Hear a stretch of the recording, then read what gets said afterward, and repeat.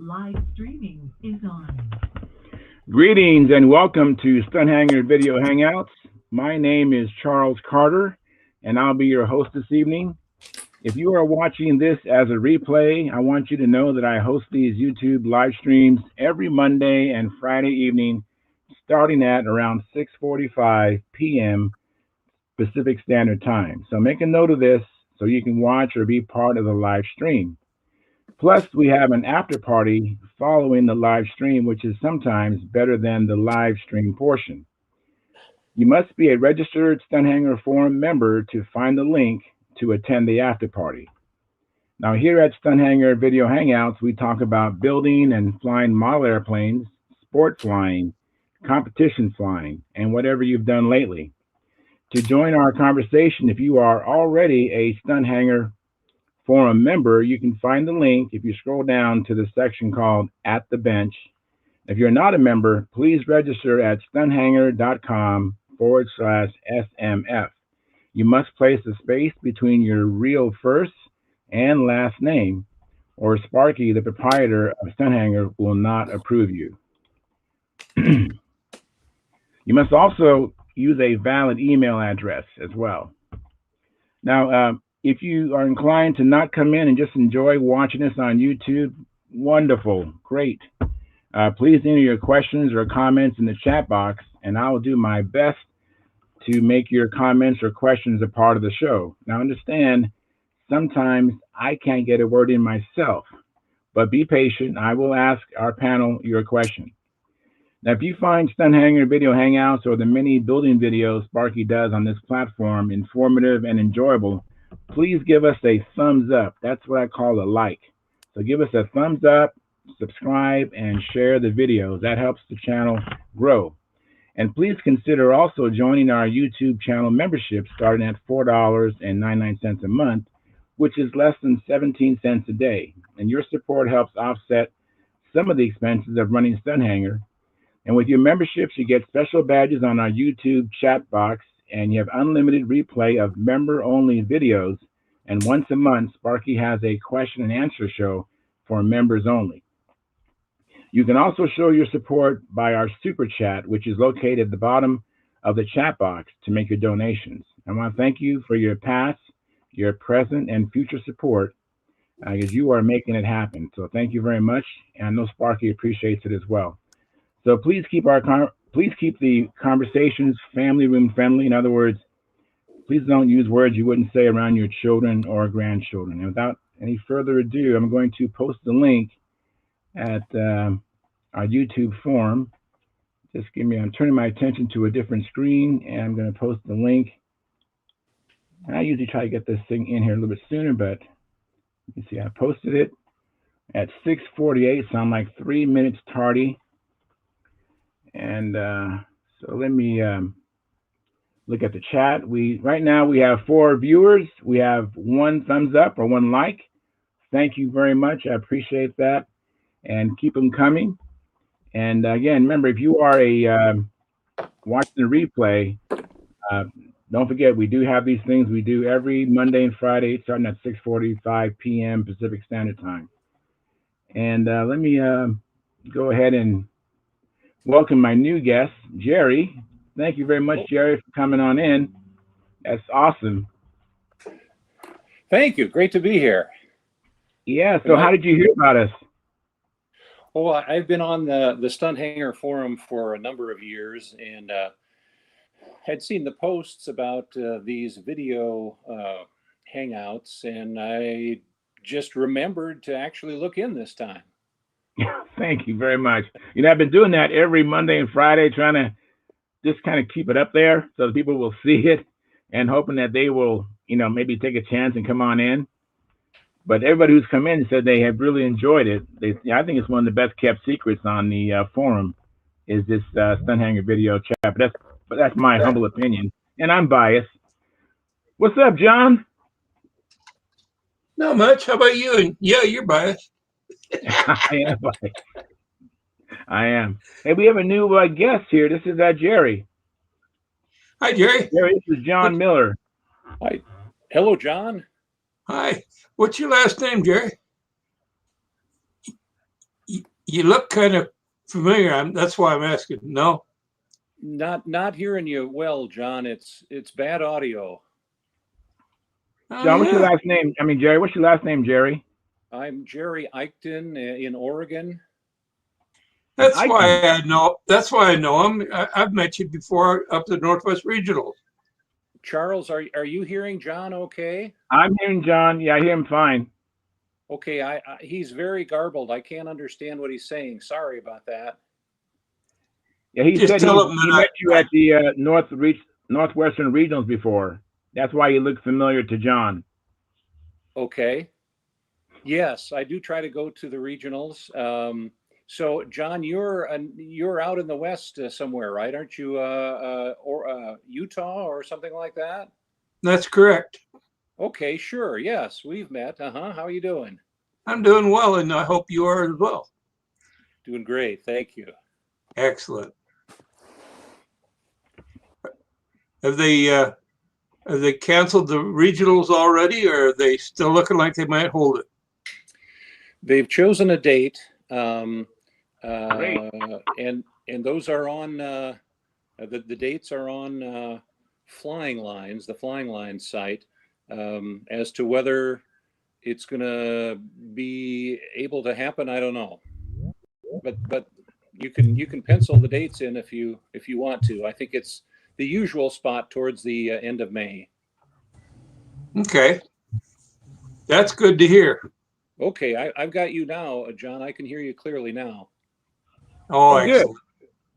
excellent. There's Jeff. Hey, Jeff. Jeff, how's it Charles, going? how's it going? Doing well.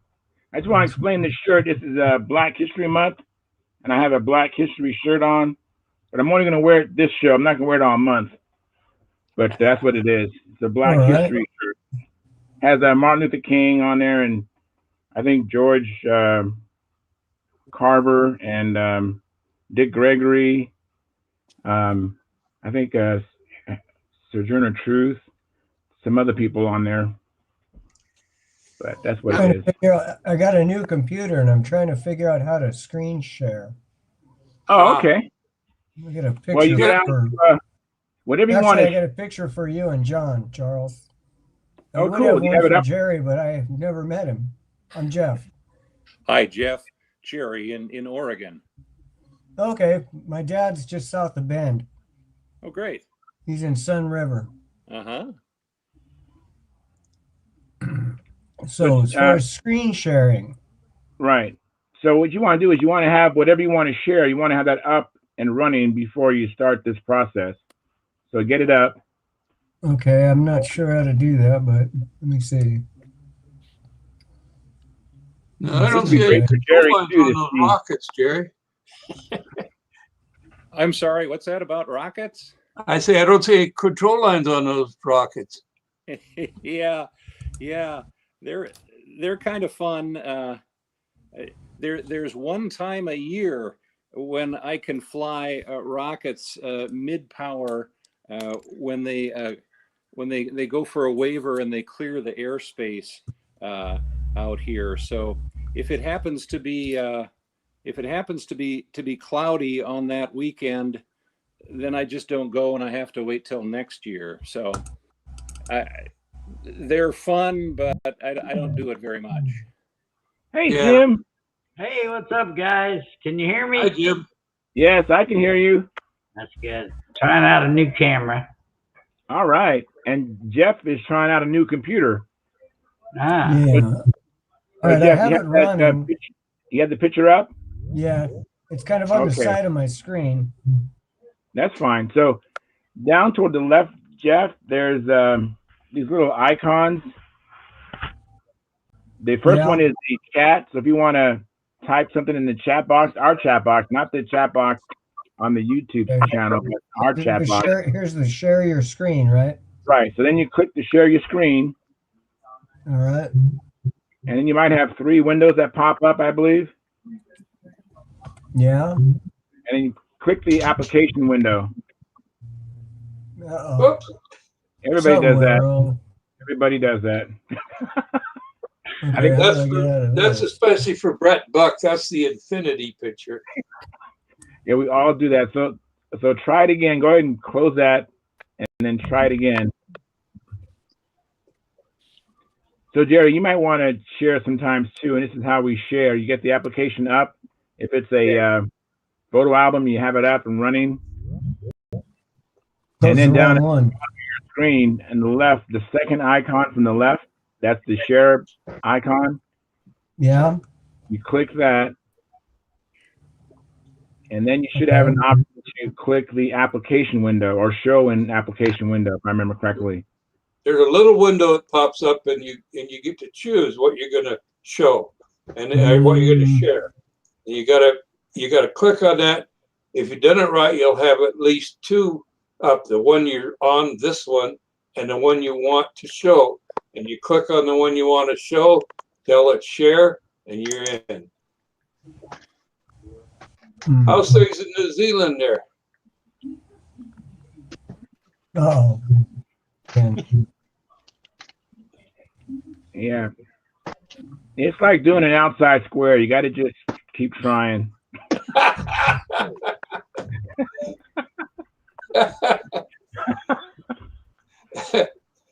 Oh, he disappeared on us. He closed himself out. So Gerald, how things in New Zealand? Are you you're going into fall now, or?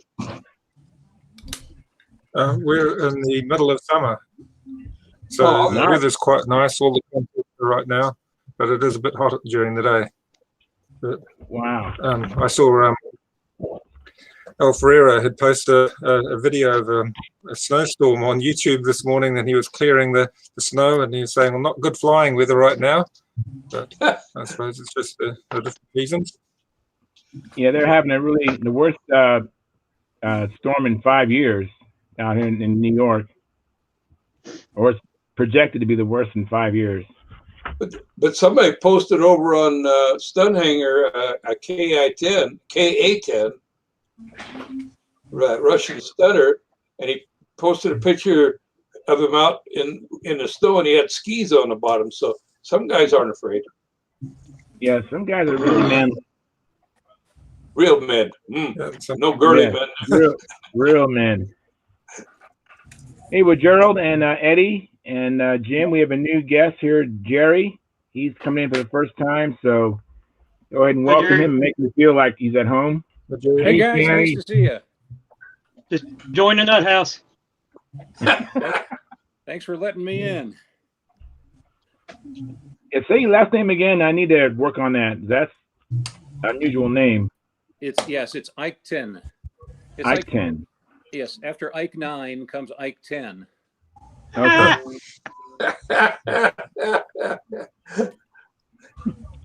But you got to learn how to spell it. See? Yeah, it's EICHTEN.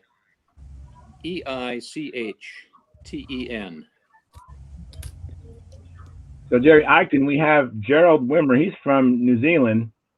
Wow. Yeah, he's our international VIP. Terrific. Yeah.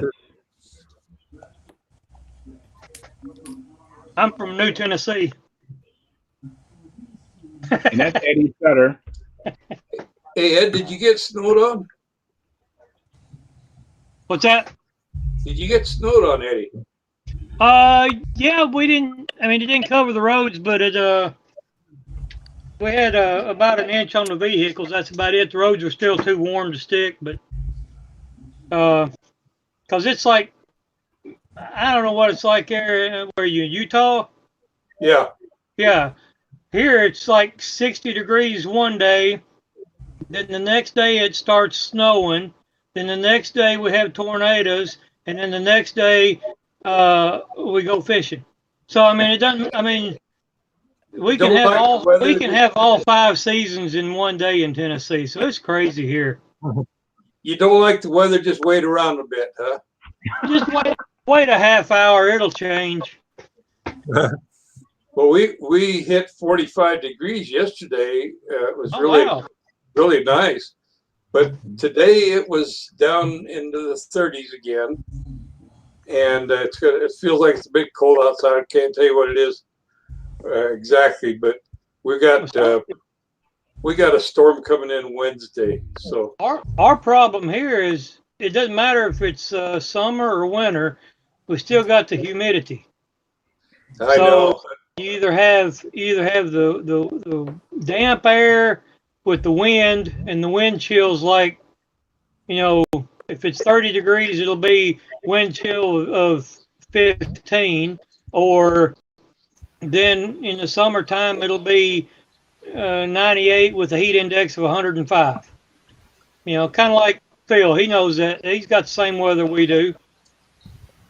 Well, when I lived in Wisconsin, I can remember in the summertime, I worked construction, working inside the house doing drywall work, and it'd be 95 degrees, 95, 98 degrees, but it'd be like 99% humidity. Yeah, that's the way it is here. Yeah. Yeah, There's no such thing as a dry heat in Tennessee. Well, the thing is, you go try to cool off. I mean, working right along the shore of Lake Michigan, go out and jump in the lake to cool off in that 55-degree water, and I'll be danged if you come out and you can't get dry. You just use every towel you got. It's 30 feet from my door to the truck. Oh, here he comes. And before you get to the car. Here comes the non-stunnable biplane. We're talking about flying weather, so that's almost. Yeah, I didn't hear anything about flying. Well, not being able to fly, that's the thing. Well, in Wisconsin, if you can catch them, you can put up control lines on the mosquitoes. Here you go, Charles. Hey, what you got going on there? Hey, that's cool. That is the gold collector's edition of the Cox PT-19. Wow, that is beautiful. 20 in it. Bit special. Yeah. Oh, that is beautiful. Man, that Never is even pretty. had fuel in it. That looks I nice. have a red and white one of that, but it's missing the top wing. That is pretty. Yeah, I think it was Mike Lonke that was showing that the red, white, and blue one. Yeah. So now next time they get off subject, we can dogfight. Sounds good. Sounds good. Oh. But what So, Jerry, you have the picture I was Jerry, going to your show shop looks pretty interesting. Oh, thanks. Yeah, I've been doing more building than I have crashing. So they've been piling up a little bit. That's great. That's a good deal. I need to get out and crash a little bit more. The more you build, the more you can crash. Yeah. So, What are you tell me flying? what you got behind you? Rockets. Yeah. Besides the rockets, can you tell me what else you have behind you? Looks like I see. Is that a peace pipe, or is that a, peacemaker, or is that a little junior flight streak? That bottom one. Oh, over here? Yeah. Yeah, that's a. It's got a baby Pathfinder there, it looks like. It does look like it. No. That's just a. Where's that? Where'd I go? Oh wow! It's just a That's flight cool. streak trainer. Nice. It's been beaten up quite a bit. My son learned to fly on this, and here's a little SIG. Skyray. Skyray. Yeah. Those will. You guys put a crate on a tail on that and combat with them. Now is that a baby Skyray? Yep. Okay. Yeah. Yeah. This is the first control line motor I ever bought. Probably 50 years ago or so. Wow. It wouldn't be. I think I got one First just Golden like Bee as it. well. They're tough motors. Very I got one nice. just like it on a baby flight streak. Oh, so you got your apparatus. You have those poles sticking out the wall, and the planes are hanging on each one of them. I see. Very nice. Yeah, they're just dowels that stick out from the 2x4s that are on the wall. That's neat. And you don't have to take them down, but you can tell me what planes you have there. That'd be interesting. Uh-oh. Uh-oh. Mouse is on the keyboard. Stingray. Is that you, Jeff? No. That's me. Oh, Jim. All right. I'm trying to figure this out where you can see my screen, but Yeah, I see your Skyray or Stingray. Excuse me. oh, you can see it. All right. Yeah, I can see the Yeah, we Stingray. see it. Yeah, Yeah, I got a million of them. and it's.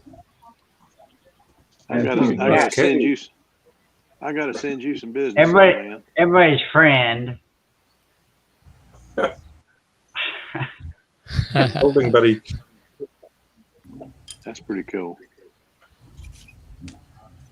And let's see here. I think it's in here. Miscellaneous.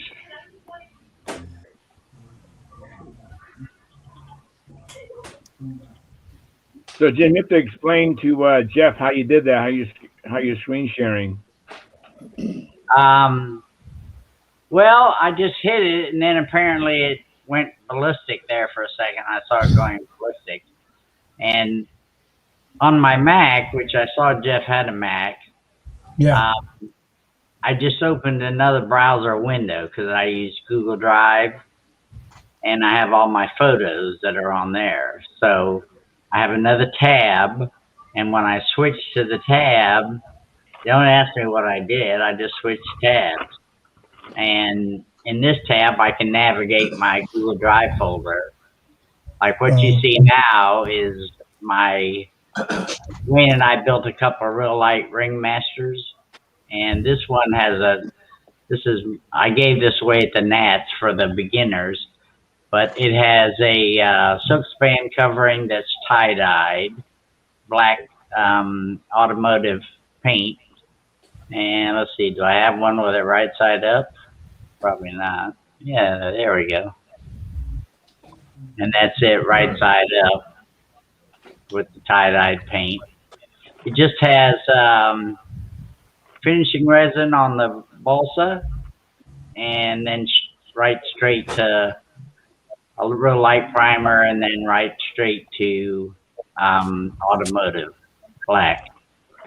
And I learned quite a lesson on this about how big the Ringmaster's elevator is. I had to put a horn on that's about 3 inches long. And this is the Terror of the Southeast. This is Wayne's. It weighs about a ½ inch more, or a ½ ounce more than mine. But it's still going. It's a heck of a flyer. You have to fly at about 4.7, but it will do the whole stunt pattern with no problem. He won Canton this year. He beat I think Tom Looper. Wow. He pretty much can hang with anybody in full time. And one year we went to the Brodax, and they had a special event where you had to fly your Ringmaster doing the whole pattern. Right. So we flew our Ringmasters, but unfortunately we forgot that we'd practice. So our first flights were kind of a wash. They both, 2 in a row. I mean, you know, the battery was already used up. So it's kind of funny. Oh, now I follow you. When you said you had practice, I was like, well, that's good, but you're talking about the battery consumption right there. Okay. And it's another view of it. And it goes really good. They're light. I think that one weighs about 30 ounces. I mean, it's super, super light, but it's pretty light. He did his a little different as far as his finish goes than I did mine, but mine was a real good flyer too. So at any rate, okay, here we go. Yeah. So how do I get out of this? You go up I'll top. find out. You tell me. You hit stop sharing up at the top. And yeah, well, I'm at the top. At the top, you page up there. There should be Lomax. Should be I'm on a Mac, so I can. Well, you can go over and hit your. There you go. There you go. Very good. It's down on the bottom left. You click that, and I don't know what that ballistic stuff is. Where he Yeah, you go to infinity and beyond. Yeah, that's what happened to me. Yeah. Yeah. I think Jim locked up. Yeah. Anyway, Yeah. what I was trying to show you is I have a couple of pictures of those stands Oh, showing great. the low height and the tall height. Oh, that's Basically, I'm 5'6". The low working height is at my waist, and the tall working height is at my shoulder. And John's should be in the mail by Wednesday, and yours is ready to pick up. all right. Yeah, as soon as this weather calms down, hopefully next. I think this is going to be okay this weekend. Maybe we can get together this weekend. That'd be all right. Yeah, because the material cost was $48, and that's All right. Thank you very much, man. I appreciate it. I'm looking Shipping forward will to having probably that. cost more than the material, John. Say what? Shipping will probably cost more than the material, knowing the post office. Probably. So, but I'll let you know. It's no hurries. I'll get it All in the right. mail this week. All right. That sounds great. You got to pack in a couple of sets of plans that you wanted me to take a look at for you? I got a couple of old half-A plans I drew a long time ago, Uh-huh. and I've got the set of plans for the junkyard dog. Okay. Throw them in there. And I'll throw those in there. And I got some aluminum angle that you guys were talking about for battery trays. Oh, cool. It's some 040. It's half by half. Uh-huh. And it's T6 aluminum. I'm not sure how straight it is. It's been a long time since I looked at it. But I got a couple of pieces a foot long. I'll just throw them in there for you. Super. Fantastic. Hey, let me interrupt you guys. I need to catch up on the chat box. I had, You got to put ketchup on it? I got to put some ketchup on it. Yeah. The T-Bone 1260. That's I think that's Tom Luciano. He says, "Hey guys, Tom Luciano saying hello. Been out here removing snow for 24 hours, and it looks to be another 24 hours of snow here in New Jersey. We'll be listening all night. Let's talk airplanes." Yeah, I'm trying. I'm trying, T-Bone. I'm trying, man. And then the T-Bone says, "Hello, Jim Smith." He gave you a special shout out, Jim. How about that? And then we have a name I'm not familiar with, Dean Kerr. He says, "Hey," and then he says, "Sig Berkeley Lancer. Anyone ever build one?" There bought the was kit, somebody mentioned that, but I don't remember who it was. Was that you, Phil, that mentioned that? No, not a Lancer. I haven't done that one. That's one of the few that I never did. I've got the kit How about there you, for it. Jerry? No. I'm sorry. Maybe we'll have some new guests or some other friends show up, Dean, and maybe we'll have someone who has built one. But I haven't built one either. So, but we have a. Hang on, Gerald. What was that, Gerald? Hang on, Gerald. Hang on, Gerald. We have 16 viewers right now and 8 likes, so we're at 50%. So please hit the thumbs up button and get the likes up to help grow our channel. And that'll be a recommended view, and then people will see it, and it will just grow exponentially. Is my hope. And Mike Lonke, he's typing in. He's saying, "Tom Luciano, I heard you will miss the Nats this year."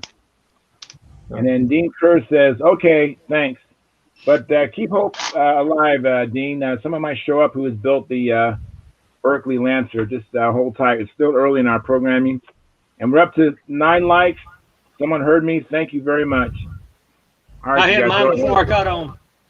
So did I. Thank you very much. And Eddie, Yeah, I got mine on. So, Eddie, Gerald, you wanted got some the 1/8" kit? aluminum for building handles, right? What was that? Got some? I got some more for you if you want it. Got 10 now. Okay. All right, now I've got 6 pieces. I'm going to experiment. I've got some black walnut. I'm going to make some handles with, and I've got some red cedar. I'm gonna Okay. try that. Those If should you both want to look really good. make some pretty ones, when you cut the others down, get you some nice pieces and put them together, laminate it. And when you cut it out, you'll be amazed how pretty it turns out. Oh yeah. That's the Lancer. Yeah, that's the Lancer kit. But, Oh yeah, raise it up a little bit more. There you go. Oh, Yeah. awesome. It's not an easy model to build. I bought the kit and it's got like a Detroiter style wing. So I'll open the kit. And I meant to build one, but I finished my voodoo and I was going to make a start on it, but I'll pull the plan out. All right. See here, Dean. We got someone going to show you about the Lancer kit. And you can see the wing construction there. Oh yeah. Yeah, it is. Oh, brother. Yeah. Yeah, not like your normal combat model. I've got it upside down. But Is it a profile? Lancer, Gerald, like the flight streaks as far as combat? Looks like it. Best I can remember, it was it's supposed to be like a. Well, they didn't have slow combat. Combat was just combat those days. That's right. You're right. Slow combat didn't come around until the 70s or later. Yeah, that plane was around in the 50s. They said it was the junior. It was the combat champion in 1958, junior combat champion. So yeah, wow. It's about 358 square inch area. So it's not terribly big. It's smaller than a flight streak, and the fuselage is on. I suppose the moments look good, but there's no undercarriage on it. So they say you can fit an undercarriage, but it was originally a combat wing, so no undercarriage. Good grief. Wing, Combat wing looks built very delicate to me. High beam ribs. Man. Very nice. Have you weighed the box, Gerald? Weigh the box. I'll put it all back and I'll weigh the box, but the wood in it looks quite reasonable. Oh, and it's all nice and laser cut. It's a laser cut kit, like some of the new SIG kits. It's laser cut, and it's very complete. It's got all the little fittings and stuff in it as well. But I'll try and weigh the box. I don't know how much that'll tell us, but I'll put it on the scales. Well, the rule of thumb, Gerald, is you weigh the box, and that'll come real close to what the weight of the finished model is. We used to do that when we walked into a hobby shop, and they had like 5 or 6 kits of one plane that we wanted. We'd weigh all the boxes and take the lightest one. Oh, you did that too. Yeah. I thought I was the only one. And we found it like a Nobler, you know, if you picked up a box and it weighed like 40 ounces, your Nobler came out about 40 ounces. Yeah. Lighter ones, 38. How much? 51 ounces. So probably a bit heavy, but it's well packaged with a lot of extra wood around it. So I'm not sure how it'll come out. But maybe I'll get keen as the weather deteriorates as we go on to fall. I'll try and get some of these projects built, but no, we're just trying to keep models going for the different contests that are being run. We've got a contest this weekend, so I'm just trying to repair and continue what we've got flying rather than embark on anything new. What size wing does have contest? It's quite I think it was 36-inch span. Put the details at the bottom.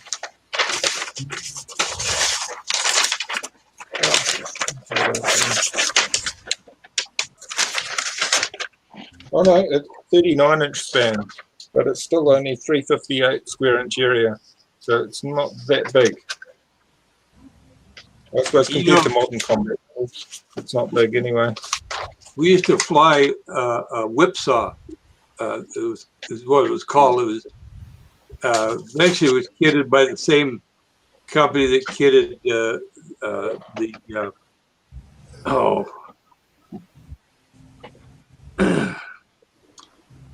hell to get old. Billy Werwood just played in the Aries. Darn, I've got one downstairs and I can't think of the name of the company that kitted it.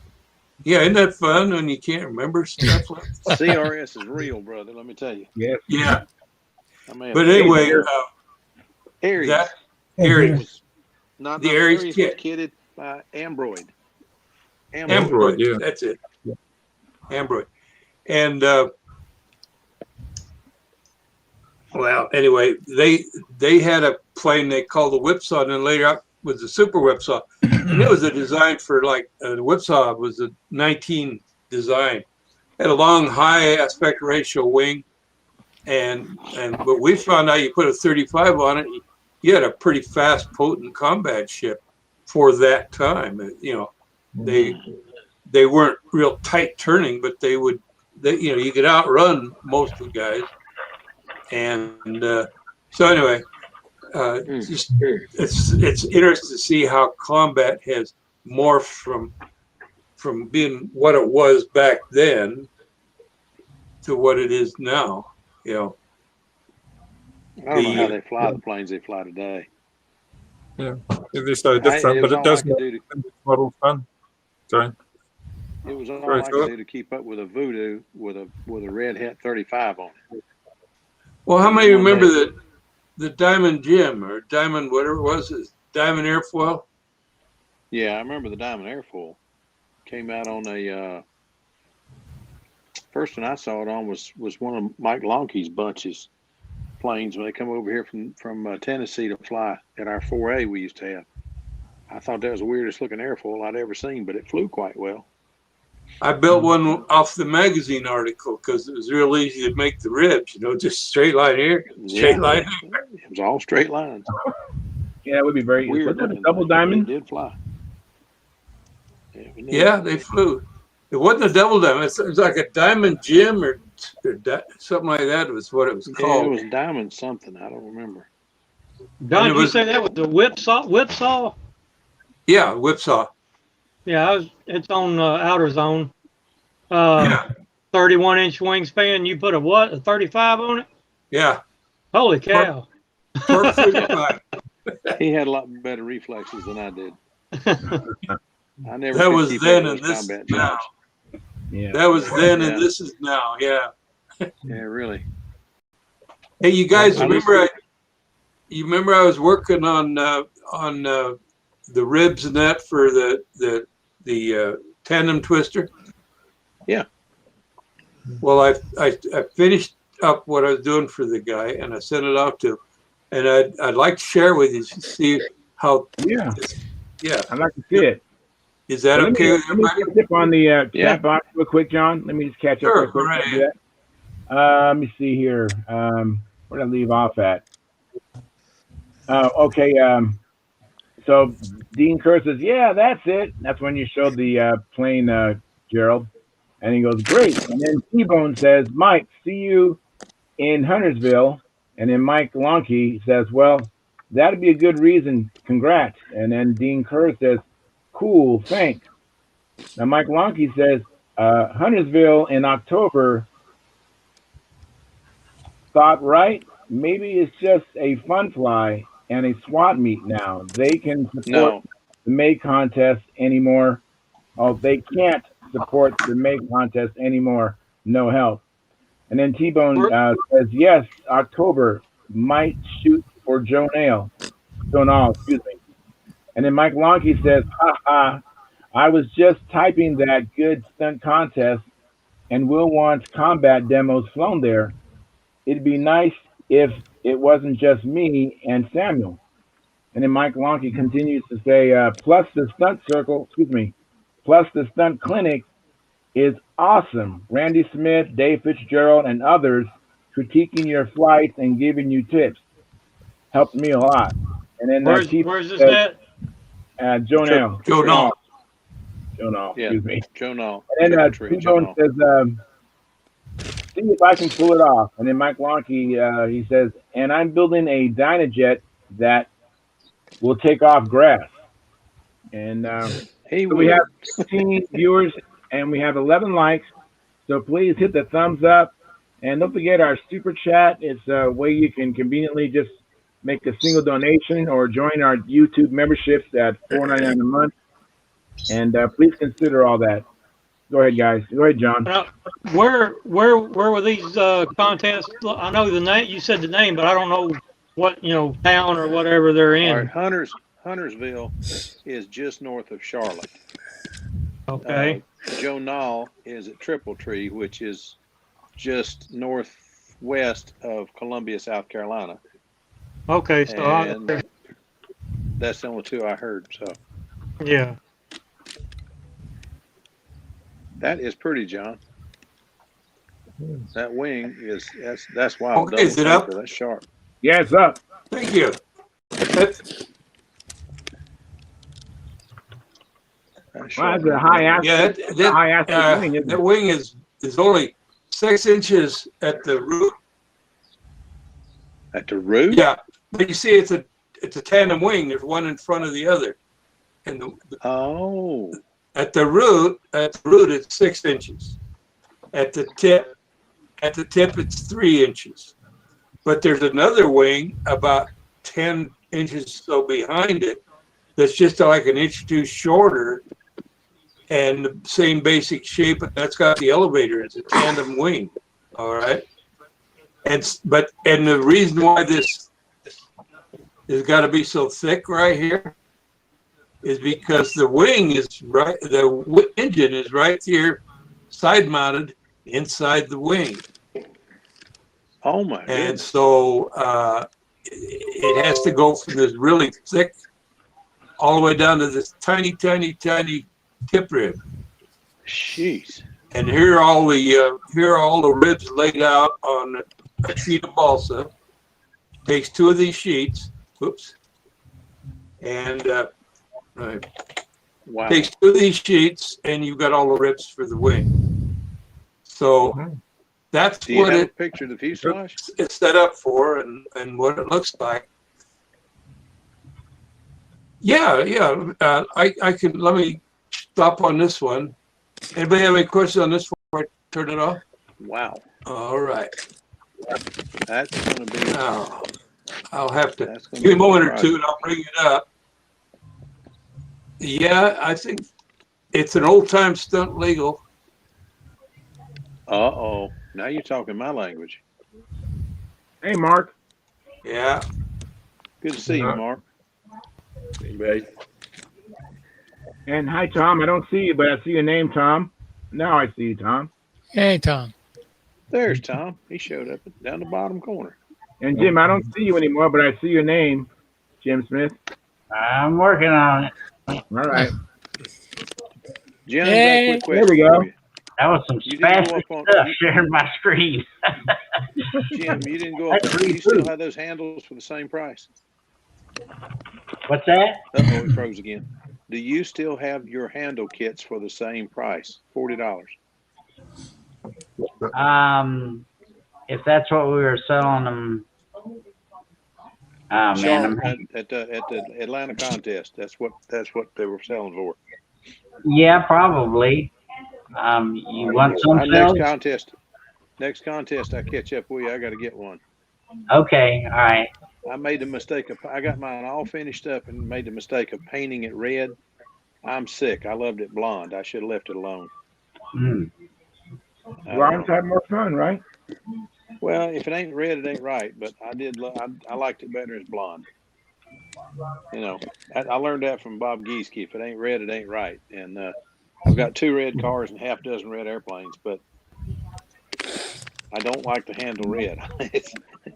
A friend of mine is colorblind, and when he went out to find it, he just had to chase the wires out because he couldn't find the handle in the grass. I didn't think about that when I painted it red, or I'd left it alone. Now I'm gonna have to paint it blue or red, white, and blue or something, so Tom can find it. Yeah, So anyway. or bright yellow. Yeah, that could work. That could work. That could work. You got it, John? Yeah, I'm still here. I just can't get Not yet. I can't get my camera to work. New Mac. Well, it's a hell of a profile pic you got there. Yeah. Who has the radio or TV in the background? If you can please turn it off. What do you hear? Something like Hogan's Heroes? Sounds like TV or radio or something in the background. Yeah, it could be my brother's TV. But Okay. I can't, he won't turn it off. Okay. I'll mute myself. Might as well not have any. There we go. Just in case they play something that's copyrighted, we don't want to get in a copyright strike. And we're up to 20 viewers, and we have 12 thumbs up. So please smash that thumbs up button. All right. 15 people. Oh, here's Sparky. I hit the thumbs up before I came in here. Thank you very much, Tom. I appreciate it. And now we got 13 thumbs up or 13 likes. Very good. And don't forget the chat box and the super chat, and memberships.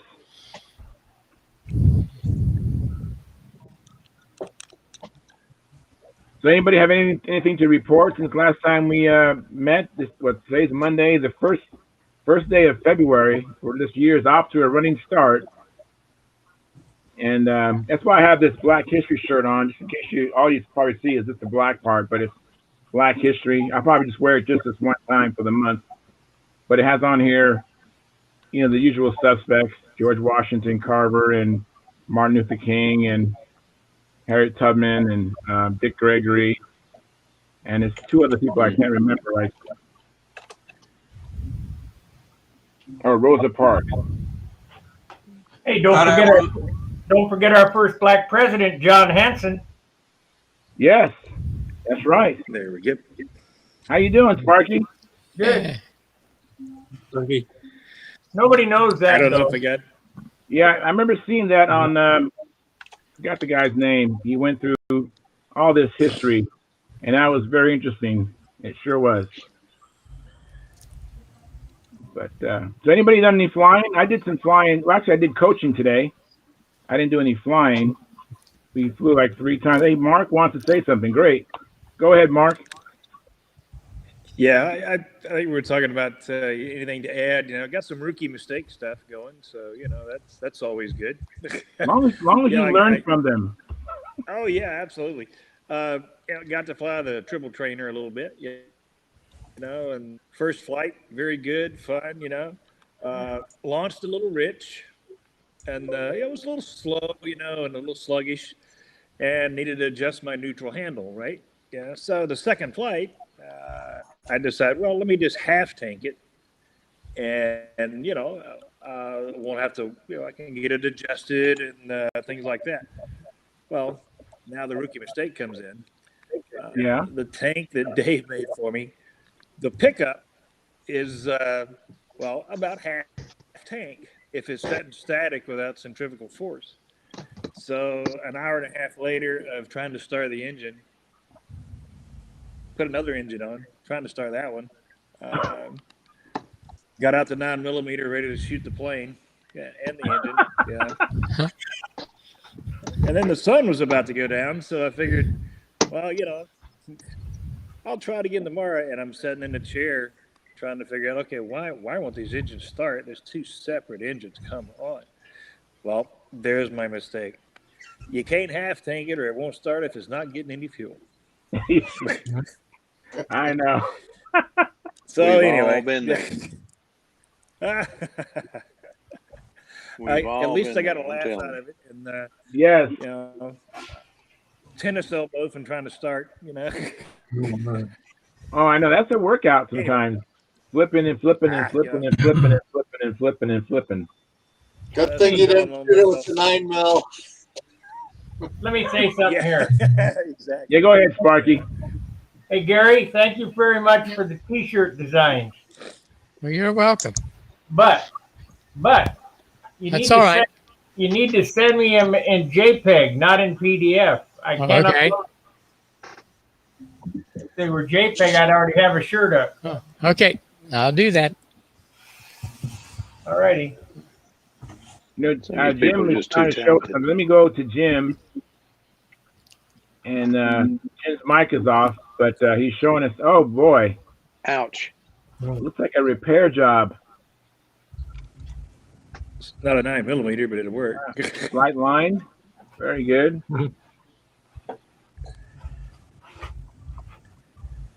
Tracer looks good, Tracer. Jim. They do They're all look good. tracers. That looks sharp. Yeah, it looks good. That's the one I like. Well, that is nice looking. I've seen that one. Where's the red, white, and blue one? Show the red, white, and blue one again, Jim. There you go.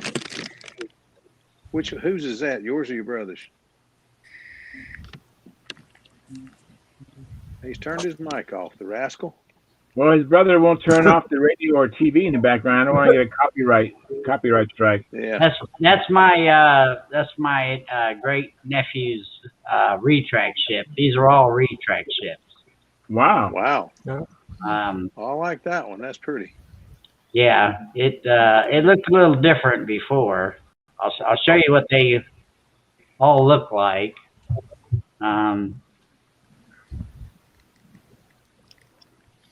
This is after he had a little problem with the wing because of the retracts and the spar. Spar got too thin, and it flew around, and it finally bit the bullet. There it is again. That's how they all started, like this, 3 of them. Nice. But they ended up weighing about 80 ounces. Oh, but they no. were pretty. Now, what's the wingspan? They're pretty big. That's about I think it's let's see, it's probably about 62, 64, That's something what like I was thinking. 62 is about right. Yeah, the original ones were bigger.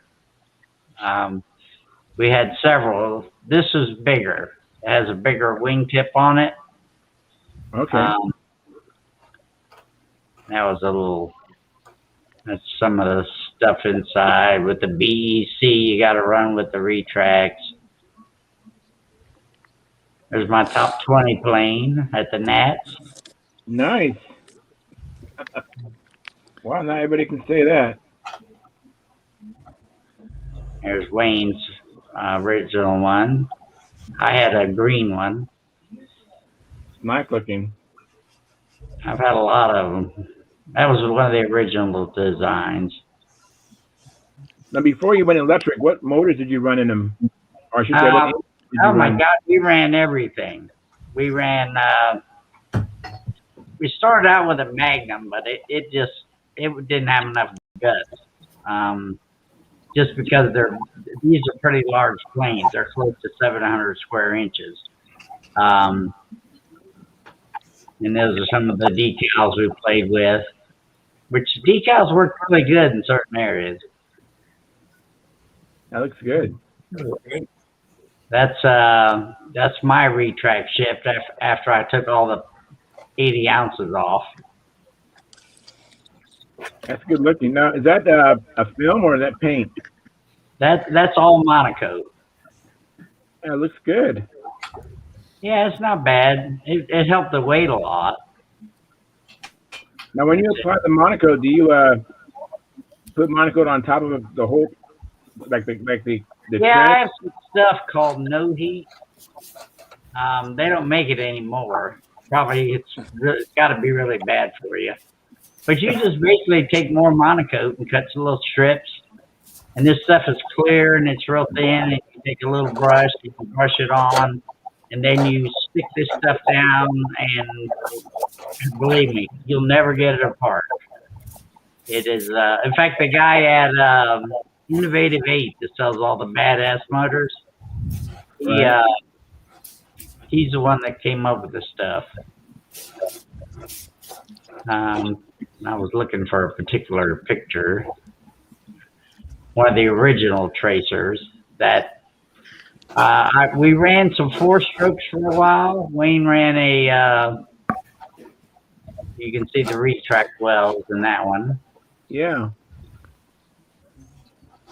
There's another big one. Oh, that's pretty. Oh, I really like that. Yeah, How did you do that? That sunburst kind of a thing on the end with the monocoat. How'd you do that? that's not monocoat. That's a dope, Oh, actually. okay. It was a nightmare because, you ain't supposed to paint with dope if it's over 60% humidity. Well, I Right. live in Tampa, Florida. We have that. That means there's about 2 days out of the whole year you can paint. Right. So it was awful, just awful. But That is pretty, Steve. I mean, Jim, that is awesome. I love that color it's, scheme. it's just done with an airbrush. I just masked stuff off, airbrush them down, and different things. That's how those 3 retract ships are going to look a lot like this one. It did turn out really good, but once we had to go to the other ones. So this is kind of the whole history of there it is again. Oh, that's pretty. That one, Nice. and then there's one of the original tracers right there. And that bad boy, you'll see in the front, you see the head sticking out. That was Bob Hunt made me a wing. And I don't know what it was about that stuff. It looked normal, but it was a really heavy wing, and it was a really big wing. And I ended up putting a Sato 72 in this thing. And Wow. it was a monster, man. The thing about drug me all over the circle. But it was a really good flyer. So that's kind of the history of kind of how they went. So Now, this anyway, your own design, this tracer? Is that all yeah, we designed it. very nice? And, it's obviously gone through a few little. This one, the retract one, we cut down on the tip so we could lower the wingspan. It's probably still a little much. I think it's probably got to be about 650. With the new ones, we're going to try to get them down around. Well, they'll probably still be 650, but when we do the molded ones, we'll try to get those down around 630, something like that. So what are the moments right now that you're campaigning now? Well, we have a 10-inch nose, and I think it was 18 inches from the wing to the stab, and now I'm all messed up. I don't know. Let's see. I'm on sharing. That's what the problem is. So quit sharing. All right. So it was about a 10-inch nose. The new ones we have are about 10.5, which look like it's about a ½ inch too long. So we're having to add weight, but Dave's the only one that's actually built it so far. I don't know why I'm having so much trouble with the camera. But anyway, my Mac don't like this sharing. Now, early on, they weren't all retracts, right? The retracts came on No, later. we only made the 3 because, to be honest with you, I couldn't really tell that much difference. Come on, camera. Hang in there. It just doesn't want to do it. Let me see if I can get it to keep working. So how much do those retract systems add to the plane? How much weight do they add? Oh, they're not much.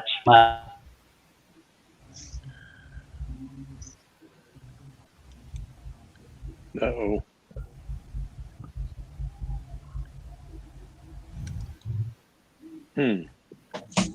Austin. Come on now.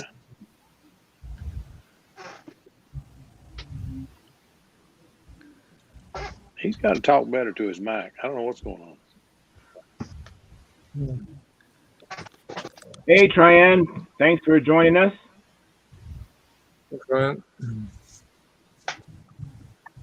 Yeah, system's struggling a bit with all these people on. You'll have to quit. I'll have to go out. Well, he's having problems earlier, Gerald. It might not be the. I'm curious what we can handle, anyways. Momentarily, we had like 15 people on. Yeah. Yeah, it's Sometimes the funny. magic Like works. everybody's frozen now unless they're talking, and then they unfreeze. I don't know if that's a setting or. You know, if you go into your side on the bottom right side, the three dots. If you lower your video settings down to standard from high definition, that might Yeah. help our bandwidth. If everybody would do that, that might help. So the All three right. I lowered mine to low. or normal or just lower it, that might help us out. I'm on my phone, so I can't do nothing. No problem. Yeah, I just dropped mine. Thank you. Yeah, I start mine at I start the show at standard myself. I find if I go to low bandwidth, it works best. Yeah, I'm on low bandwidth now, but I've lost all the video. Audio seems to be working now, at least. A lot better. Yeah, if you go to low bandwidth, it's no video, at least where I'm at. Low definition. We lost somebody. Lost a couple.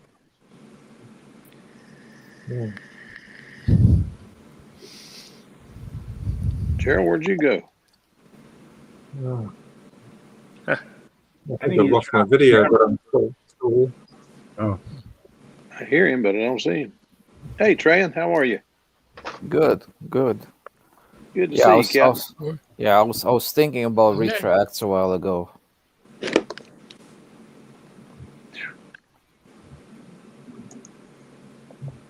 That's something I'd like to try, but I got it. That's some more different. That's some more problems. Yeah, they got complicated real fast, and I didn't see I tried to get something quick and dirty, and as the easiest way, and that I knew how to do it is just put them on a fuselage, like they are right now, and I don't see any reason to change. I don't either. Not on that bird. No, it's a lot of stuff that I've done. I got right, and I'm thinking about some silly stuff right now, but I'm not sure if I'll ever do it. There's an old saying that my dad tried to teach me, and I was an old geezer before I ever figured it out. I had to try to teach it to my own kids. If it works, don't fix it. Yeah. You got that one right. It works. If it ain't broke, don't fix it. Don't mess with it. Yeah. Well, I was no, just little details right now that I'm thinking about. Just moving some weight around the plane because I can add to it and put in different places. Stuff like that. Yeah. Maybe try some different things, because when I moved the battery forward, it got better, much better actually. So I'm thinking about just pushing it even more. See, maybe I gain some more line tension. Maybe I get to slow it down a little bit. So you don't need to slow that thing down any. Yeah, if I can read a book and do the pattern at the same time, it's so much easier. Yeah, but you turn it a 5.25 lap time. I mean, that's about perfect. At least for me. I don't know about everybody else. Yeah. But I mean, it was 5.25 and handling all that chop. I mean, you can't ask for much more than that. It's doing everything it's supposed to do with no bad habits. Why fix it? You're looking, always searching. The thing is you can always try it, and if it works good, if it doesn't work good again, you can always go back to what you did before. Yeah, of course. That's exactly right. But how do you know that you didn't, sometimes you may find out that maybe a little slightly different setup for the windy conditions, it's worth your while. Nothing ventured, nothing gained. Yeah. Hey, if they didn't people try to make the better mousetrap, we'd still be flying Wright flyers. I mean, think about it. Yeah. So yeah.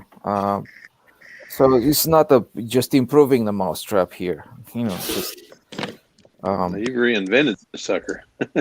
yeah. So, well, then improving the I tell you what, mousetrap, I invented. Go ahead. The more I watch Sparky, the more I realize there's a real art to that sandpaper stuff. Tom Looper told me 30 years ago, he came into a club meeting and somebody had asked him, "We want you to do a training class on finishing so everybody can get the kind of finishes you get." Tom walked in the next week with a handful of sandpaper and he just kind of dropped it there on the table. He said, "Right there's the magic." He said, "You just got to learn how to use it." He wasn't kidding, man. That was the first 2,000 sandpaper I'd ever seen. My goodness. That's what Sparky says, staying closer to the sandpaper for a longer period of time. Well, I think Sparky loves to sand. I swan it, because that man, he is a master sander, but he does love to sand. Colonel Sander. I like that, Colonel Sander. Yeah, I am the sander of airplanes. I like to say. What I like the Colonel Sander. Do you know what I notice a lot of people doing when they're sanding? They don't have a plan how to shape things, right? So they start to do it, you know. I mean, it's okay to use your feel for it, right? But I think the very beginning of your sanding and shaping should have some kind of a logic to it, right? So like you work progressively towards the finished size. You may just cut the 45-degree corners, you know, and then cut those let's say have two verticals like 390-degree angles, right? You cut the 45s, so now I have 135 degrees on each corner, right? And now you cut those again. When you're sanding symmetry, you want to sand in this pattern right here, if that makes sense. This way and this way. And I do it in an arc like that. And that'll give you a nice round contour. But you got to do it opposite directions. And candle it, you know, look at the light. When the light's going over, you can see the high spots. And then I start out with 36 grit when I'm in St. Louis. I don't have any here, but when you get down to 80 grit, like all this was roughed in with 80, I just roughed all this in with 80 grit. You have to stop before the rocks get so deep that you can't sand out the next scratch. So you rough it in with 80 and you stop before you get there. And then you go to 180 and then you keep going and you stop before you get there. Then you go to 320, so on and so forth. So you're using the paper to take out the scratches is all. Right. I'm talking about the roughing right now, just about the rough part. When you rough it in, Yeah, I mean, I use a stick like this, like that. Okay. There are many ways of doing it, yeah. But I was thinking about if you want to have something that's super symmetric, and it's perfectly, and probably both wingtips look the same, but fuselage size they look the same, and so on and so forth. You know, it's just if you have some kind of a logic to it when you approach it. I mean, just they look symmetrical. Yeah.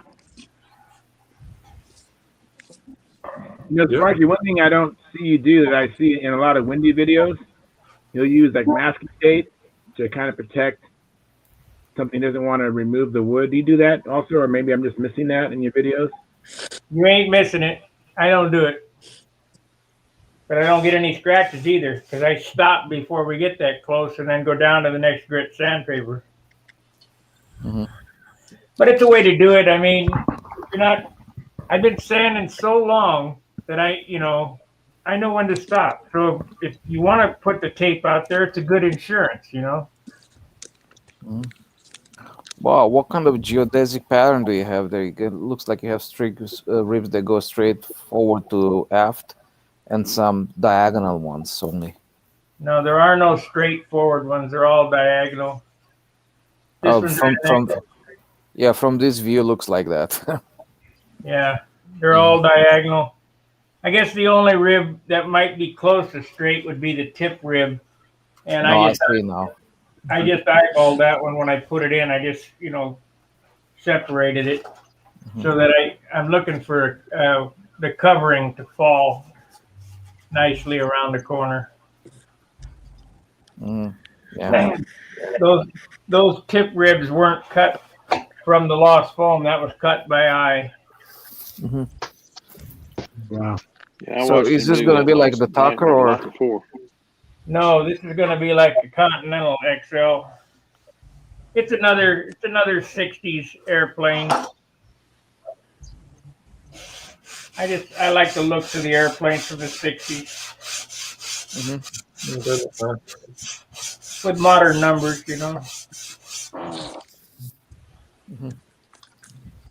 No, people.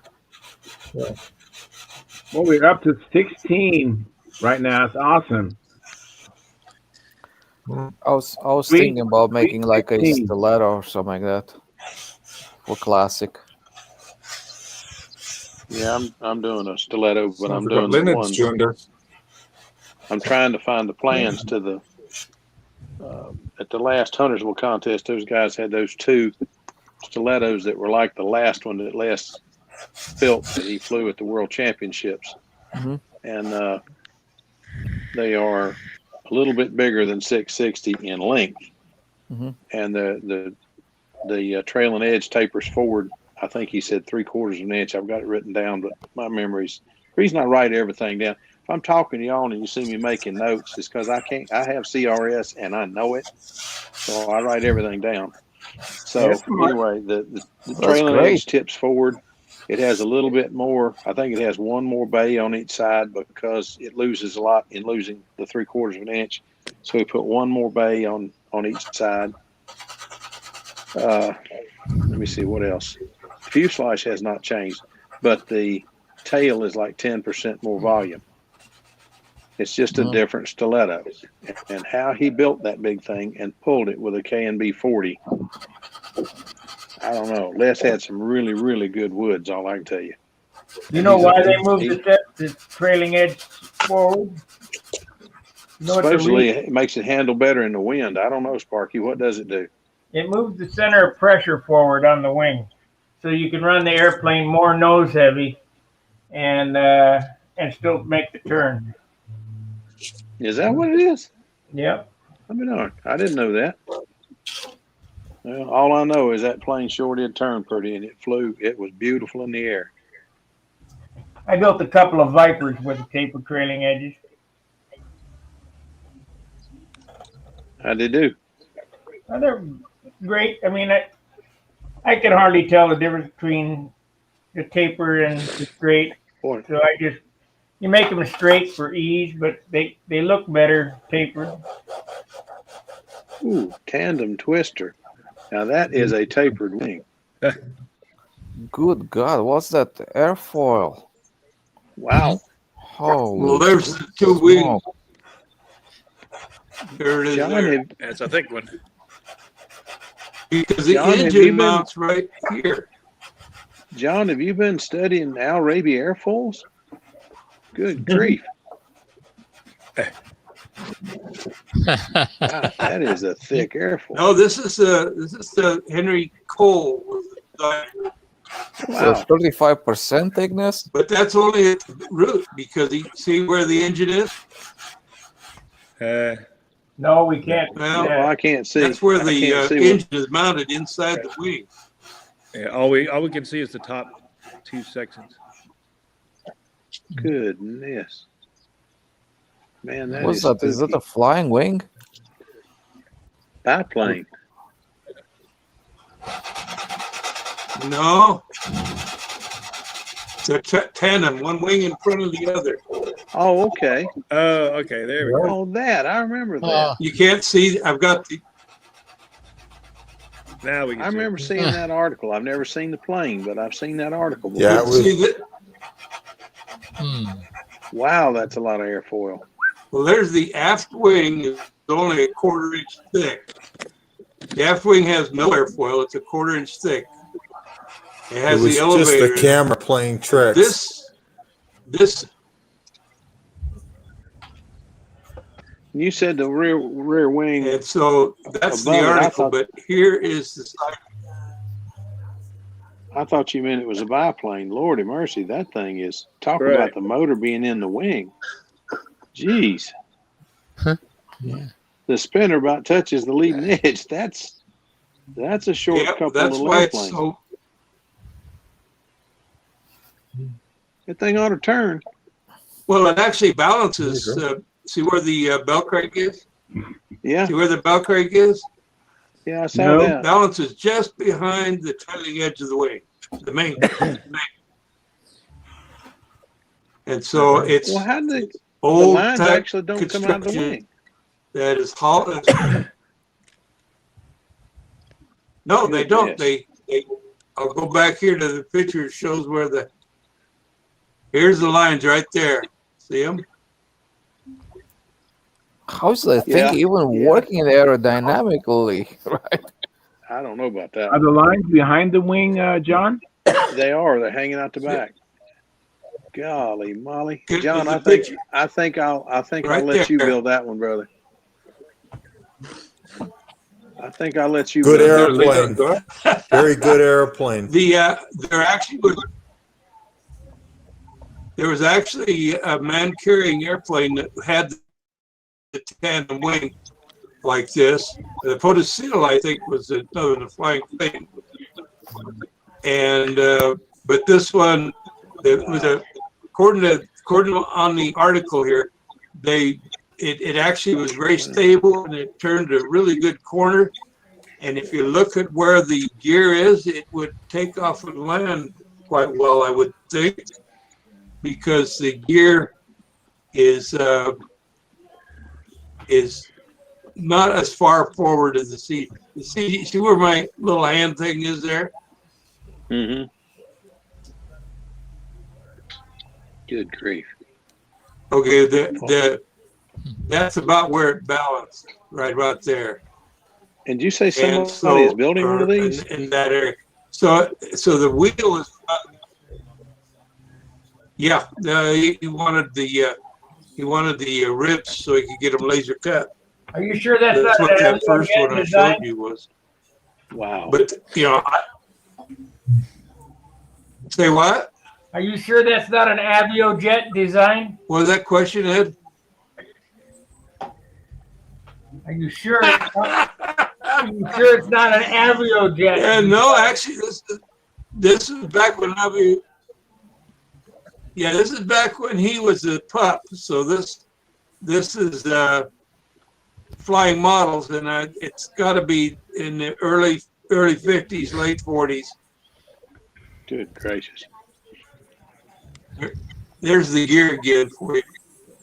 I would love to see that one fly. See, one of the things, and that one showed up at VSC some years back. Bob was there judging, but we were both on different circles, and I never got to see it fly. I think it was Art Adamation brought it. I'm not sure, but that sounds like something Art would have done. It was an Olsen 23 was what it was showing on. Yeah, but the fellow that designed its name was Henry Cole. Right there, Henry Cole. That's twisted. So anyway, it is twisted, isn't it? It is. And it's kind of interesting. The plans, these are on different sheets, and I don't know. I mean, these parts are full size. These parts, I think, are half size, and as well as these. Anyway, I had to scale back and forth. I'm glad they had the scale on here for me. Anyway, okay, I'll just stop sharing. I told you about when I took the Twin 25, the magazine article, and took it trying to get plans made. Every sheet is a different scale, the way they placed it in the magazine. So when I got the plans back and I looked at it, I said, "Did you check any of this with a ruler?" Well, no. Let's get a ruler. So we started checking, and the rib over here is 10 inches, and over here it's 11, and over here it's 9 3/4. I can't build from that. Sorry. No. Golly, what a mess. One little thing to do is if you want, have them scan it in as and then you can then adjust the scale on your computer, so you can get them all, and then you can take the adjusted scans, like a JPEG, and take it in and say, print them now. This is the scale. Well, I thought this guy was going to do that. That's what we discussed, but evidently he was not the one that printed them, and yeah. He went back and printed them for me. He says, let me go do this. So he went back and did it himself, and they came out right. But it didn't seem to me that 225s was going to be too big for this plane, because a lot of the guys locally have put 51s on it. But now looking at it, I'm looking at those 25s thinking, I'd like to get my hands on a couple of 20s to put on here, because these 25s are going to be a little much. What plane is that, Phil? Pathfinder. Oh, I made a Pathfinder, Twin 20. Pathfinder Twin 25. Yeah, 25s. Yeah. 25s are too much for that. If you can get, KMB makes Makoa makes a KMB 18. 18 to 20 size would be perfect for that. Whichever way you want to go. Until I find I'm gonna keep waiting until I find a couple of 20s or even OS 15s and put on. I'd rather have the 20s, but I'll find a set of motors to go on it. It's hanging on the wall downstairs. Ain't hurting a thing. So when I find a set of motors to go on it, I'll put them on there. But the 25s, I thought these Brodak 25s. Everybody told me the Brodak 25 is not near as strong as an OS, but they haul the Ringmaster around pretty good. So I think they're probably going to be. Two of them probably would be a little much for this. It's funny how two little electric motors that you think aren't nearly big enough, when you put two of them together, it's like they amplify one another or something. Yeah, they do. Well, you wind up with a bigger prop disc and better controls. Mm-hmm. Thinking about modifying it, just making the thing electric. That's what I'd do. I'd modify it. I think that's what I think I'm gonna do. Put two badass 2815s on it or something like that. I've forgotten what it is. I've got it written down. That's too much, but hey, you can always go with extra. Bigger. One thing I've learned from Trayan, you can always set the RPM lower, and the motor will happily run at whatever it needs to run at. So exactly. Yeah, it's already built. You could also, it's already. Go ahead. You could also, if you wanted to do it, you could also set it up with retracts, and that always looks nice when they tuck up. I've been thinking about that. There was a guy here that came here a lot, and he came to Brodak's with a twin 25 with a twin, and he had retracts in it. Yep. And electric motors, and I thought that was the neatest thing I saw there that year. That was slick. He won profile with that year. I think he did. Yeah, he crashed it at Baton Rouge. I think he said tore it all to pieces, but it was neat. I watched it fly there, and I watched it fly at Huntersville, and I really that's what got me sparked looking for that airplane. I wanted to build one. But I thought it was, all on the plans, and then I found out, no, it's not designed for electric. It was designed for twin 15s. I think is what y'all had on it. But I tell you what, that's a sharp little airplane. It looks like it's going to be a lot of fun. You get it turned up. I mean, the important thing is to get everything lined up good. Oh, it is. And then it will fly. You'll be surprised how it flies. Yeah, it's set up just like y'all's, where it's got the inboard or the outboard motor is tilted outboard 1.5 degrees or something, whatever's on the plan. Mm-hmm. I'd always wondered about that, and it works. It looks like it'll work. Well, it does. It just gives you a little insurance when you've got the wrong engine out first. But if you go electric, you can go straight ahead because you're not going to get that situation. Well, it's already on there, so I'm going to live with it now. Oh, but you can put a washer underneath and straighten up. Yeah, that's true. I could put one of those nylon blocks in it, straighten it up. But it's got. I bought four cell 3200s to go on it. I figured that it was some Bill had in his collection. I think part of Bill's problem, reason Bill never got an electric flying, he was trying to use the system from RSM, and he just used too darn big of batteries. The planes never would turn. I kept telling Bill, your batteries are too heavy. So Bill was a great guy, but he was very stubborn. He was very stubborn.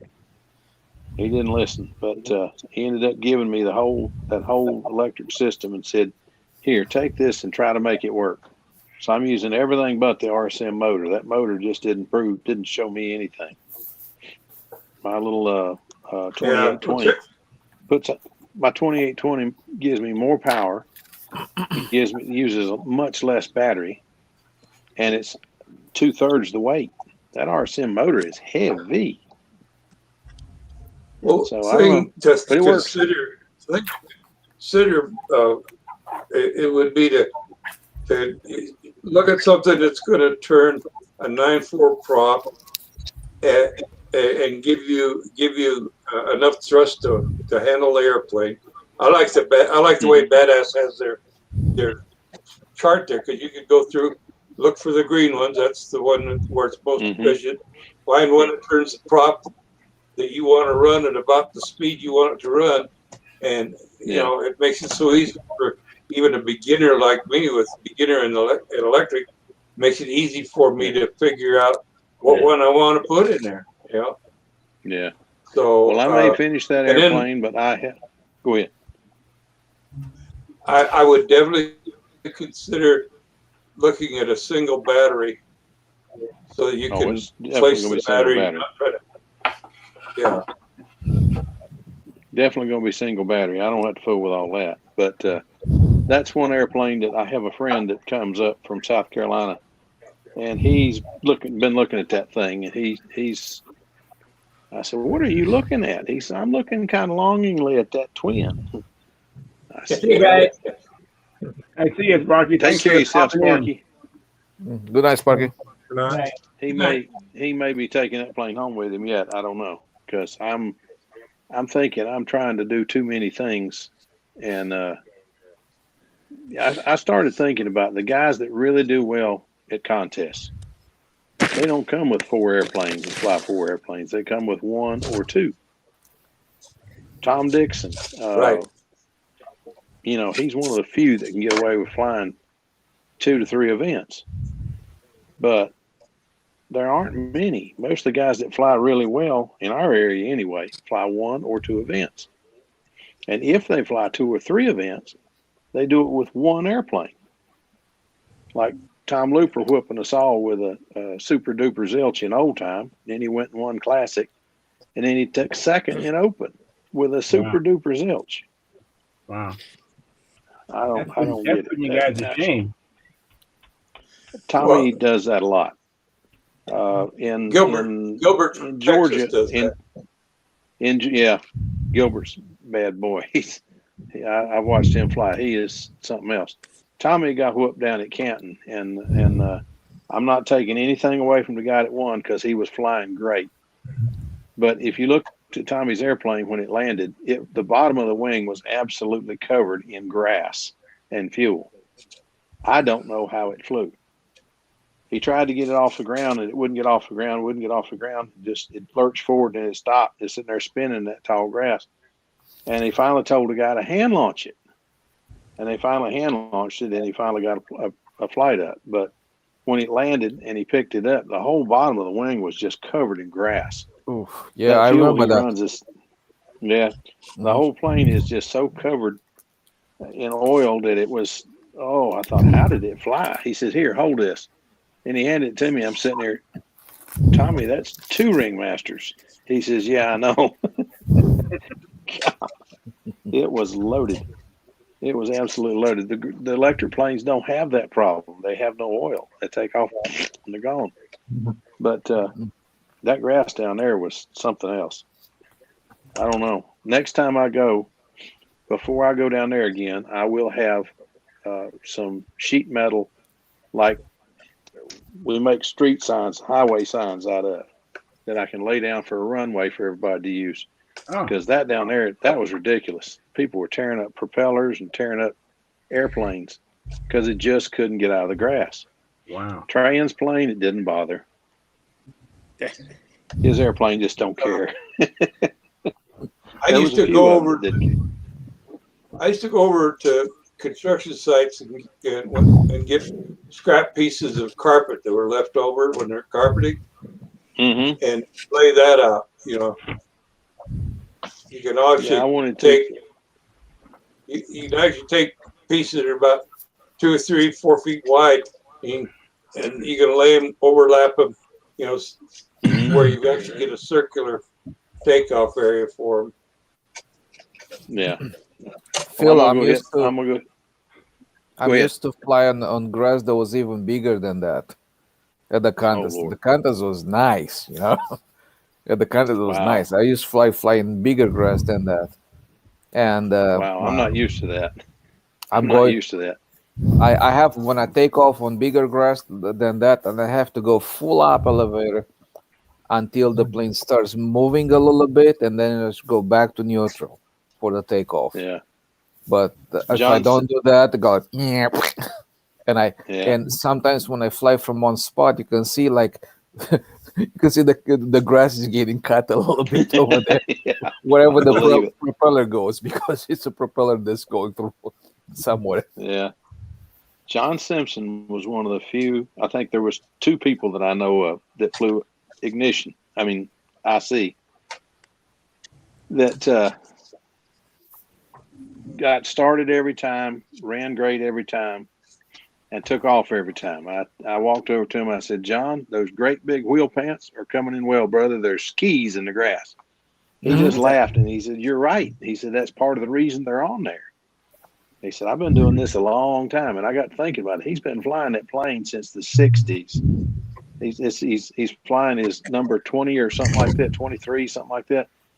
23 Cavaliers. He's built the same airplane. Wow. But he can fly that airplane, buddy. Go ahead. I have a buddy from Romania that told me about the same thing about the wheel pants, because it saves you in the grass. That's key. Yes, you're right.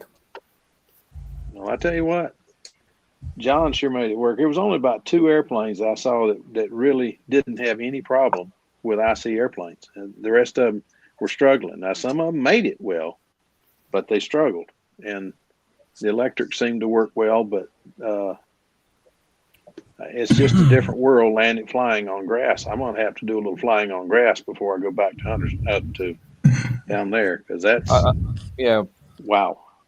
I think the trick is relatively simple. If you are in tall grass, give it full up elevator, but don't hold it there. As soon as the plane starts to get some forward momentum, some forward movement, you go back to normal and just take off normally.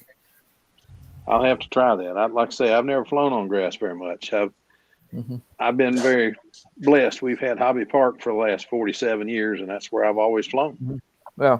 As Tom Dixon said when he came here, you got wind coming from that direction over those trees, just slamming you down. You got this problem. You got this problem. You got this problem.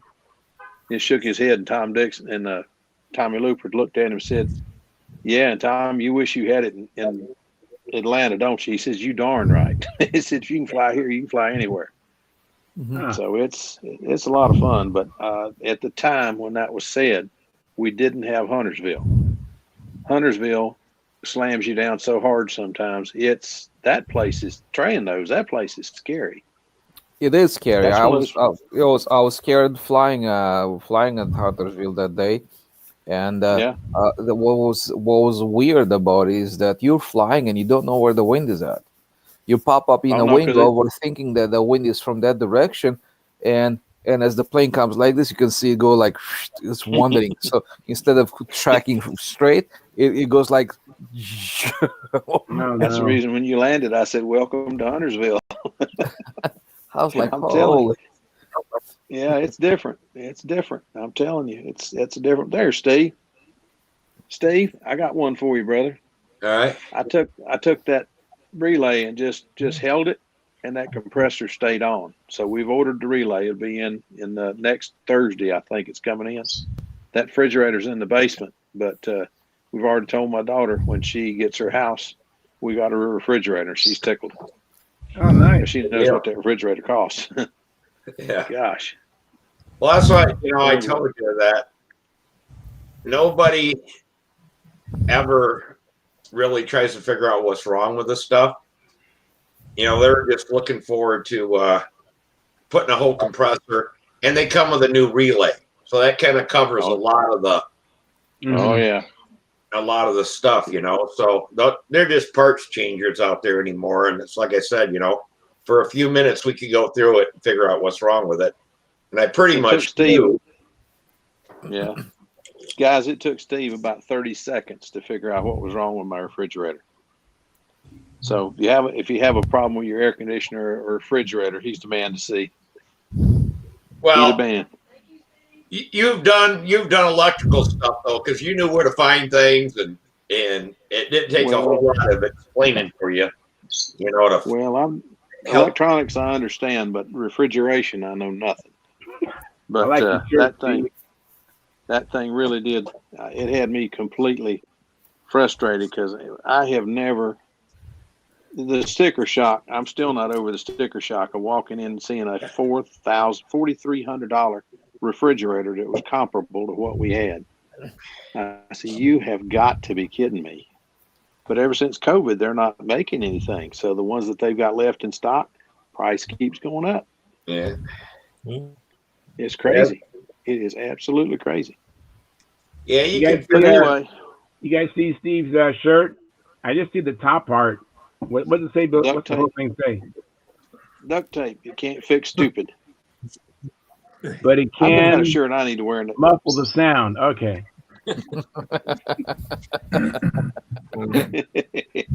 I like that. I've got one. I got one that says Grandpa can't fix stupid, but he can fix what stupid does. Oh, very good. Yeah. My granddaughter gave me that. My granddaughter gave me that after I had to fix something that my grandson had done. I wish I had all the T-shirts that Samantha bought me, but I wore them out, But every year she gets, for Father's Day, Christmas, she always gets me at least one shirt that says something on it. So, see, when I first started working out of college, I went to work on copiers, and then I got transferred, and I went to work for a company that did imprinted sportswear. I worked on the machine that made the sportswear, made the prints that we put on sportswear. So they were teasing me at one of the shows because I was wearing a white T-shirt. Hey, that's not right. You're not supposed to wear a white T-shirt. You're the guy that does this. I'm wearing mine defiantly blank. I got away with it. Oh, Lord. Oh, he's upside down. Oh, my goodness. I'll tell you what. I've had some fun 2 years, I'm telling you. I've done some things that flip people out, but I've had a lot of fun. It's just crazy. Yes, my wife says he's just crazy, people. Hey, that was funny. It was funny Saturday because your wife wasn't cutting you no slack. No, she wasn't. She doesn't. She does. 47 you got years. The Tabasco sauce, John? Yeah, that's for my fuel additive. That's in lieu of nitro. Lord. That's and you see, I'm planning on using a lot of. That's food grade nitro, right? I'll tell you one quick one, and I'm gonna shut up. I plan on using a lot of it. That's not a little bottle. I've got a Hey, friend Phil. of mine who went to Texas. Yeah. You happen to get a video of that El Diablo? No, I didn't get to see it fly last week. It was so windy, nobody flew Saturday. Really? This past Saturday. I will get it for you.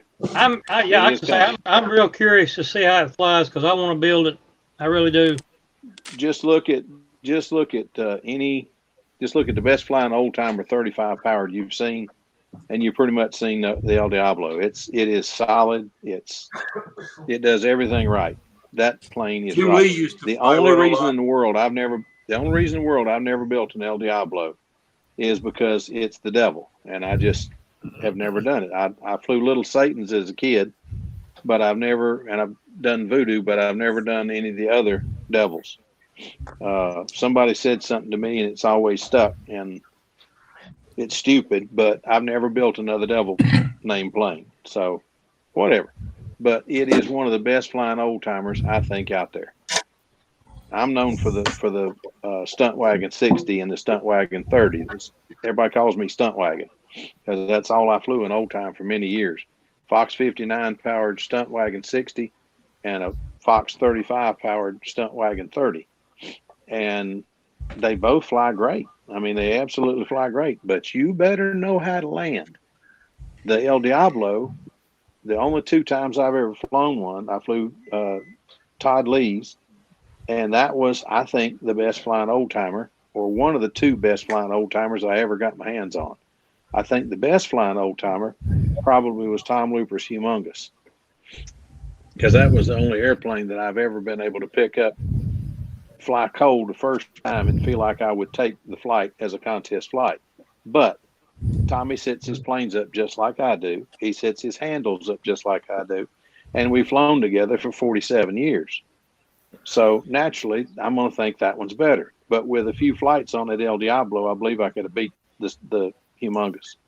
It's a great flying airplane. And for a Fox 35 plane, you won't go wrong, Eddie. Now, the one thing Tony told me was get a hold. I was going to put a McCoy Redhead in it. That'll work. Yeah. The one thing Tony told me was tell you to get a hold of a Walter Umland kit, because he's re-engineered it and it is a much better flying airplane. But I think it's just a better building airplane myself. But it's a good airplane. You'll like it. But It looks like it's pretty much straightforward. I mean, it's straight lines. You don't have to worry about shaping anything. The only thing guy, from what I read, the article I read on it, the guy built it in a weekend. Well, they did all of them back then. Yeah, he crashed his plane, needed something to fly, so he went back to the hotel and pulled a Sparky and built a plane in the hotel room overnight. Well, I'll tell you one. There used to be a guy that used to show up at VSC, and he would show up on Monday, and the classic event was Wednesday, and he built a Stuka, one of the Stukas, the last model of the Stuka, not High Johnson's. I can't remember what it is, but the little Stuka 35. Now I put 25 in mine, but he built one in 3 or 4 days, covered it in Monaco, went out and flew that thing in classic, and didn't do too bad. So it can be done, but you can't do like Sparky does, or like I try to do. I try to do it. Sparky does it. You can't get it perfect. You're not going to do it and build it in 3 days, but it can be done. It can be built. But that plane flies well. You will like it. The only thing I can see from looking at the plans that he redid on it was he put a tapered spar in it. It went from like 5/8 down to a quarter. It's just tapered. It's thick at the center line. It's center line, and it's thinner at the tip. Kind of give it a shear web type effect. Yeah, that's the only thing I could see that was different. And he's got an upper and a lower spar in it, and then he put shear webs in between it. It's at 1/16 inch shear webs, but that's the only thing I could see. Other than that, it's an El Diablo. But every one of them I've seen 2 of them that came out there that were painted black. And they looked like somebody built it while looking the other way, and they flew well. So that's just a good flying airplane. Built it in the back of the truck on the way up there, huh? On the way up there, yeah. And I don't think he had anything smaller. Maybe there's a secret to them. Sandpaper. It might be. Don't tell everybody that they're going to hold a Toledo swap meet. It's not going to be the Toledo show, but they're going to have a Toledo swap meet, and Randy Ryan is going to show up with fuel. So if anybody's going to need fuel, and it's going to be at some of the bigger contests or whatever, I will pick it up for you guys. When is it going to be? When's it going to be? April 8th and 9th.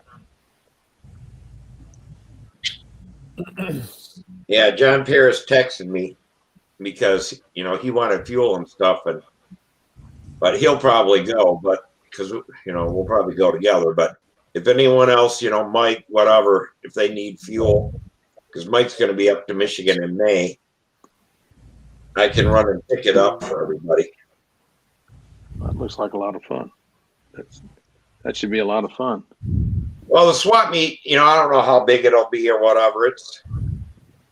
It's been going down for years, but it's just, it looks like probably Klotz will also show up, but I got to call them first and find out before, you know, I can say, hey, I'll pick up oil and nitro and stuff for everybody. But for sure, Randy Ryan's going to be there.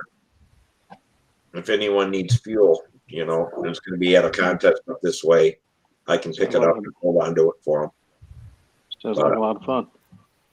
There's also going to be a show, from what I haven't not heard that it's not going to happen yet, down in Tifton, and that I've forgotten what it's called, but it's a big swap meet down there. It's been going on for many years, and they said as far as they know, they are going to have it this year. It's in about 6 different buildings, four different buildings, and in outdoor shows and stuff. And I've only been once, but I had more fun there and picked up 2. Tifton where? What state? Tifton, Georgia. Yeah. Oh, you're talking about the Perry? Not the Perry swap meet. Perry, Georgia. That's it. No, Perry, that's Georgia. canceled. Oh, Perry. No, they did cancel it. Yeah, it's canceled. Oh, crap. They canceled that a month ago, man. Oh, David, yeah, Perry's. Yeah, that got canceled before Christmas. They put out the. Oh shoot! On that, I've been to that one. Sam and I drove down there about 4 or 5 years ago. That's the darndest place I ever been. I found stuff down there I hadn't seen in 20 years. Perry's just like Toledo. Okay. I mean, it's the southeastern swap meet. It's the same as the Toledo show. Okay. If we're gonna have Toledo, then if we're not gonna have Perry, I'll have to go to Toledo. Maybe I'll run into Steve and buy him a beer. Toledo's going to be like Steve said. Everybody's going to be outside on the sidewalk. I saw that already, but no, it's all right. No, I thought it was going to be inside. Oh, are they? I'm sorry. You know what? I'm thinking of what they did last April because of COVID. Yeah. They canceled it, and then they had some smaller event outside. The Signal Seekers did. Yeah, this isn't going to be Signal Seekers or something. That's going to, and let me see if I can find what it said about it. They're going to be at other places too. But Phil, I would have seen you at Perry, man. I was thinking of going again this year. When Sam and I went a few years ago, hell, we ran into Randy Smith was there. Yeah. Dave Wenzel was there. I think Bad Bill was there. I ticked Randy off. I ticked Randy off down there. A guy had a bunch of 12.6 props, and Randy was going to have to find an ATM machine. I waited for Randy to walk off.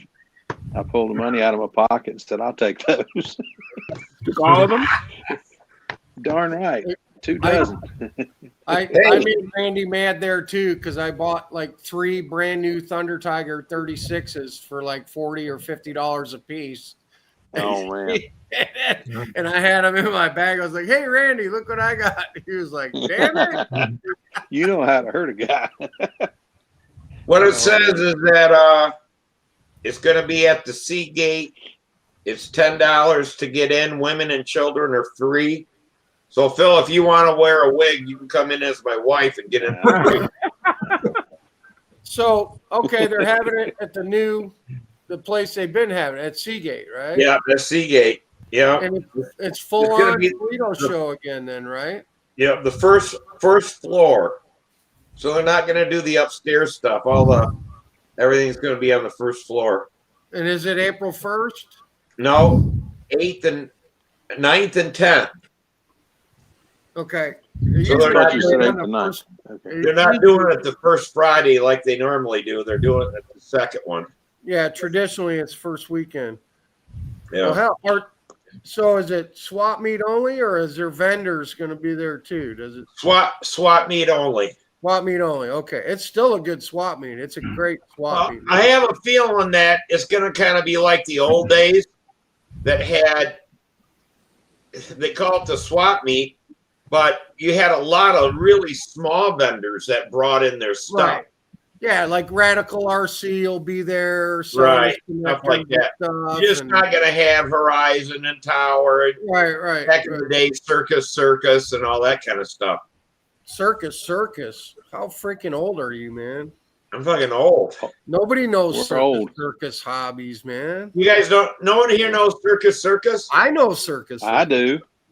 I do. I bought do. the Max 40 VS from them. That was fun. I actually got to go into the hobby shop in Vegas. That was Domino. That was it was so cool, that hobby shop there in the casino. Yeah, I went there in 1986, man. That's crazy. But that's when everything started going down. They put out a whole line of models. They made kits and stuff. They had like pink pattern planes, man, with said Circus Hobbies on the side. I remember that. A lot of big 60 size pattern planes. They were all bright pink. Circus with the clown logo and the balloons. I was gonna buy that. I was gonna buy the Circus boat, the hydroplane that they actually, Circus sponsored that one hydroplane that won the world championship so many times. And I was gonna buy that, and then they closed down where we could run them here in Grand Rapids. We had a lake at a park, and they did it every Saturday out there, and I was going to get a boat, but didn't they have a transmitter and a receiver too that was Circus branded back in the late 70s? Yeah, it was made by World Engines. Yeah, made by World Engines. Yeah, they had a line of radio gear that was competing with Kraft and Futaba at the time. Yeah, and then it's supposed to compete. It didn't. Then they ended up getting JR. They had JR. They had Wabra. And then I'm trying to remember what other engines they had that were spin-offs of other stuff, but they had everything. I mean, They used to advertise in Model Aviation. They had a big 2-page thing in Model Aviation along with Tower, And I don't even think Great Plains was in existence then. No. In the 80s. That's kind of where Great Plains got their idea, was from Circus, all the stuff they carried and had their own, name on things and stuff like that. But yeah, they took a lot of little mom and pop shops and bought things, put their name on it, and real good. They had real good stuff. But do you remember going through the oh, good grief, where you gamble? I forgot the name of the thing.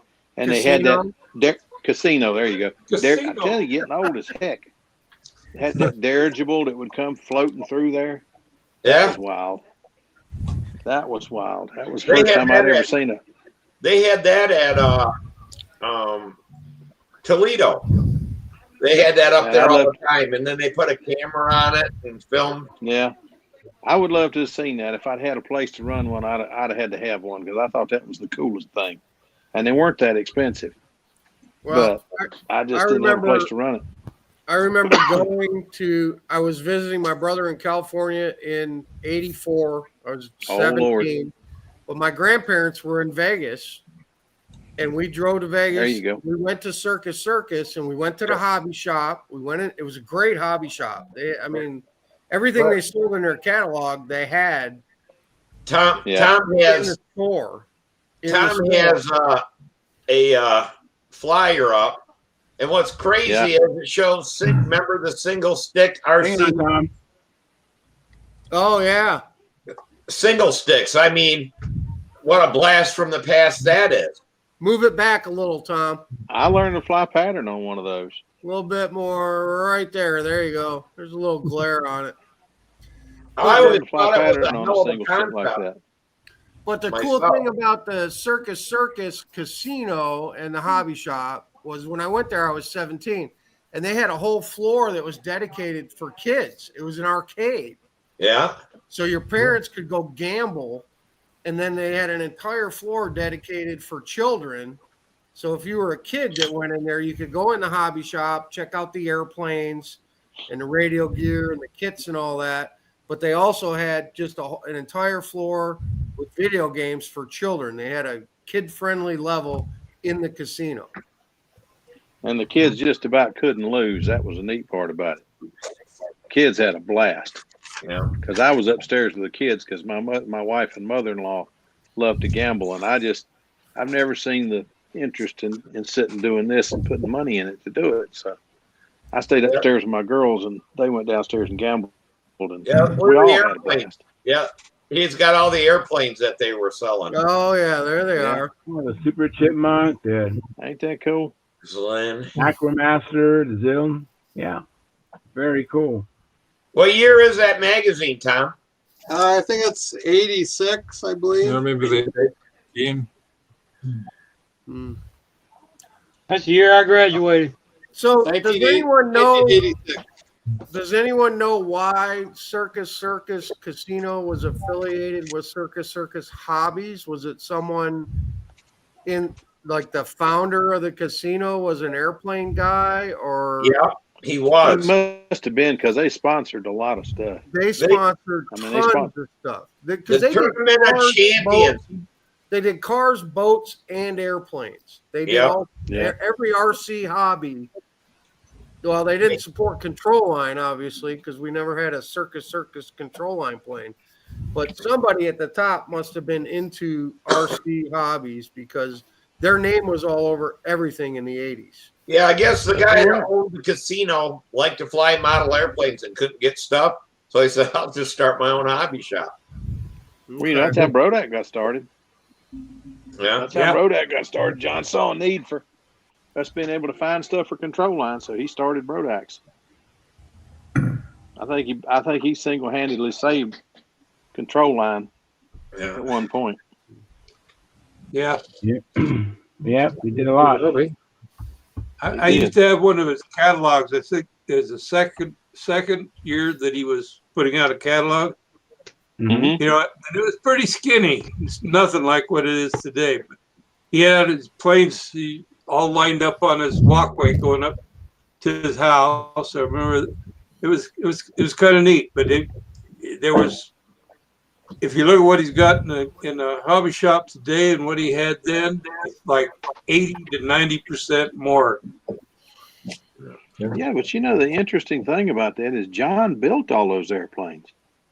Yes, he did. I thought people gave, you know, I figured that was he gave somebody a prototype kit to build and then they built it and he hung it up. No, John built all those planes that were hanging in the hobby shop.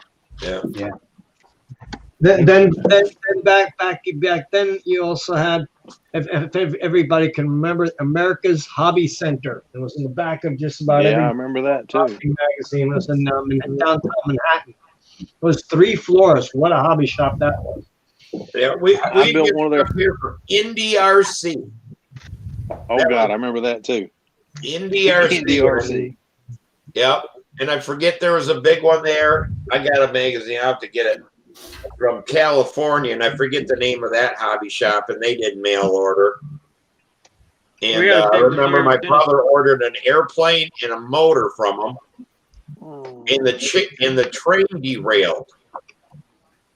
And it took him 3 months to get his stuff by the time it finally got to him. But yeah, a train derailed with his stuff on it.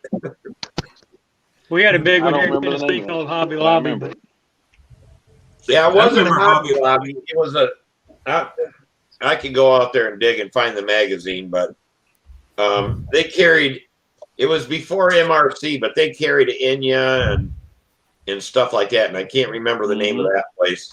But then, you know, you always had World Engines, and they carried about everything too. Yeah. World Engines had some good stuff, but their radios weren't much. There you go. Sig Manufacturing Catalog in Indy. There you go. Yep.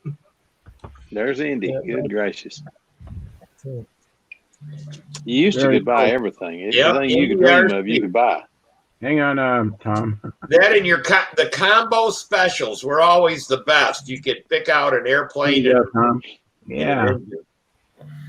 Very good. Hey, Tom, on some of them combo specials, give us the price. They were cheap. 116, 129, 134. For what? $99 for a SIG Cadet Mark II combo with the engine. Wow, that's cheap today compared to. Yeah, I got a guy that come over here and wanted to buy one of my That's planes. where I got my SIG Mark II and the Super Tiger 40. I still have the 40, and we crashed the SIG Mark II, so I decided to rebuild it. We saved the rudder, so the new airplane will have the old rudder on it, and that'll be it. I have a SIG Mark II downstairs in the kit. I've never started building it, but I have one. I have a Falcon 56 kit down there too somewhere. Oh, look at there. What you got there, Peter? That's America's Hobby Center. Oh yeah, it sure is. A smoothie for $17. Fox 35. What was it? A Fox 35 stunt for $27. Wow. What year was that, Peter? That's one of the AHC ads. That is from Flying Models in 1974. Wow. Gracious. Wow, Hey 27. guys, let me give you an update. Mark Lumen, he had to bail out. He said had to drop off, have a doctor's appointment in the morning, pre-op for his knee replacement. Oh, that's right. His knee replacement's coming up. Yep. Hey, I guess I'm gonna go to. I have to go to work tomorrow. All right, thanks, Tryon, for coming in, buddy. Yeah, you take care, buddy. Don't Night, leave. guys. Friday. Tryon, don't leave. Don't leave. What's up? Okay, what's up? I got my hand up. I was waiting for a break here to talk to Tryon. Okay. So just quick on the P1B, Uh-huh. because you have one. Yes. On the P1B. How many loops of the supplied rubber? Are you running 4? I cut it in half and I made as much as I could out of it. So it's probably 4 loops, I think. 4, okay, so 4 strands front to back. Yeah, but that being said, I'm not sure if that's correct amount or whatever, you know. Well, I mean, it looked right because it's really thin stuff, man. Okay. Like just a double loop isn't going to be enough. So I was thinking 4 would be the right amount. Yeah. My other question is this little tool that came with it. So you're using a winder on the prop hub, right? You're pulling. No, I think that's just to pull the rubber through the first time when you put your pin on the backside. Oh, okay. Well, I didn't have any problem doing that. I thought this was. So how are you winding it? What are you using to wind it? I thought this was to pull this out. Well, what you No, you usually just put that do on the this, winder. yeah, you know what you should do to this one? You need to put like a little eyelet on the end of the rubber. So you disconnect the prop from the rubber, you wind it and just reconnect it to the prop. But you need a little bit of an eyelet over there or something. Well, it's not that easy to get. Okay, so you're saying take the prop off, wind it with an eyelet, and then put it back on. Yep. Okay. 'Cause I didn't see, all the directions were in Japanese, so it's fair. You can't understand anything. Then in that case, And the pictures weren't that good. So I was thinking this was a tool not to get the rubber down the fuse. I thought this was a winding tool that you would hook on the front of the motor and then hook your winder up to this. Yeah. Pull everything out. So this is all out. And this is a winding tool. But that's not Do what you know? No, it's just to pull the rubber in originally when you put it in. But do you know Joshua Finn? He has a website and a Yeah. YouTube channel. Yes. Okay, he has a complete build of the plane. Okay, Yeah. Joshua. Okay. Yes. All right, easy enough. That's Yep. all I needed. I It's- figured out it's- how to put it together, and it's Mhm. together the right way. But the winding mechanism and the stop for the propeller, Mhm. there's there's a little pin there. And that you have to comes in glue and out. the spinner too. Right. Yes. So, and I'm not familiar with all that stuff, so I just wanted to ask you. Yeah. So when the propeller put a- slows down, it has like a click in there, and it Right. locks it in a horizontal Locks position, it and in then and it'll fold. Yeah, I get Yep. all that. I just wasn't sure on the winding. So you're like doing like old school free flight, putting a ring on there, taking the prop off, winding it, and hooking the prop up. Yep. This is what confused me because I thought this was a winding tool because I've seen guys use these on the end of a winder before. Mhm. You know? Yeah, I see. So what is it for? Well, he's Pulling the rubber saying band through that nylon tube. to put the rubber band okay. under the tube and get it hooked, but I didn't. Okay. I just draped it down and got the pin in, no problem. I didn't need to use this for that. Yeah. That's why I thought it was a winding tool. So Where did you get Well- that kit? that's from Bang Good. Dude, and it's all foam. This is all foam, man. It's foam and plastic and carbon fiber, and they're like, I don't know, what are they? About 25 bucks. 20 sounds like fun. $25, something like that. They're not How long expensive. did it take? How long did you wait to get delivery? I don't know. I mean, it was like 3 weeks or something like that, Okay. probably. But this, Joshua Finn has them on stock for like a couple of bucks more. Okay, there you go. Yeah, I just found them on Banggood and ordered one for Sam for Christmas present. So, but very, very well built foam. It's pretty light. I mean, Trian's flown his a bunch, so he knows. We haven't flown this yet, but sure beats building one, and I think it's going to be a good performer. So, Oh, it is a very nice performance. You can lose this thing. Yeah. If you catch thermos with it. It's that good. yeah. So Thank try. you, Did you get the information I sent you by email? I'll have to look it up. I didn't see it. I don't think I received it, Tom. Really? Oh. I just got looked at my mine. email the other day. Can you resend it to me? Is it possible? Sure. Yeah, I can do that. Thank you. Appreciate that. Guys, I'm out. I'll see you Friday. All right, Yeah. Good night, Eddie. I think I'm gonna head out too. You guys be good. We'll see you Friday. And All right, Steve, try to see you, Bill. stay out of trouble, brother. All right. Take care. But yeah, guys. I mean, this is for so you can put your radio in an old cadet, and like, here's the new size servo. Whoa. And here's the receiver. Could you find a place to mount your receiver in there? Yeah, wherever you want.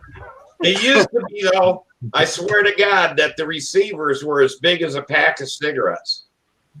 And the damn servos were like double giant scale. They were huge. We had a hard time, because this was our first RC airplane, actually getting the radio and everything in that big old compartment.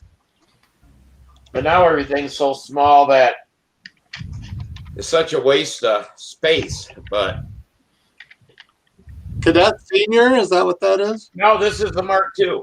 Oh, the Mark II. Okay. I don't know if you guys can see it. They were ink stamped. You had to cut every single part out yourself. It was like a scratch built, except it had the little ink marking on it, and so you cut around the ink. Wow. But all the black lines, that's Yeah. all you see in there. That's from the stamping. Instead of die cutting them, they just ink stamped the wood. Wow. That's a lot of work. Then you had to cut all your stuff. Well, it was a rubber band wing, and that was an upgrade that that our club did and stuff. So to bolt the wing on, but yeah, that's it. And then there's the elevator push rod come right out the back. You can make that electric now. That would cool it. A little bit small. Well,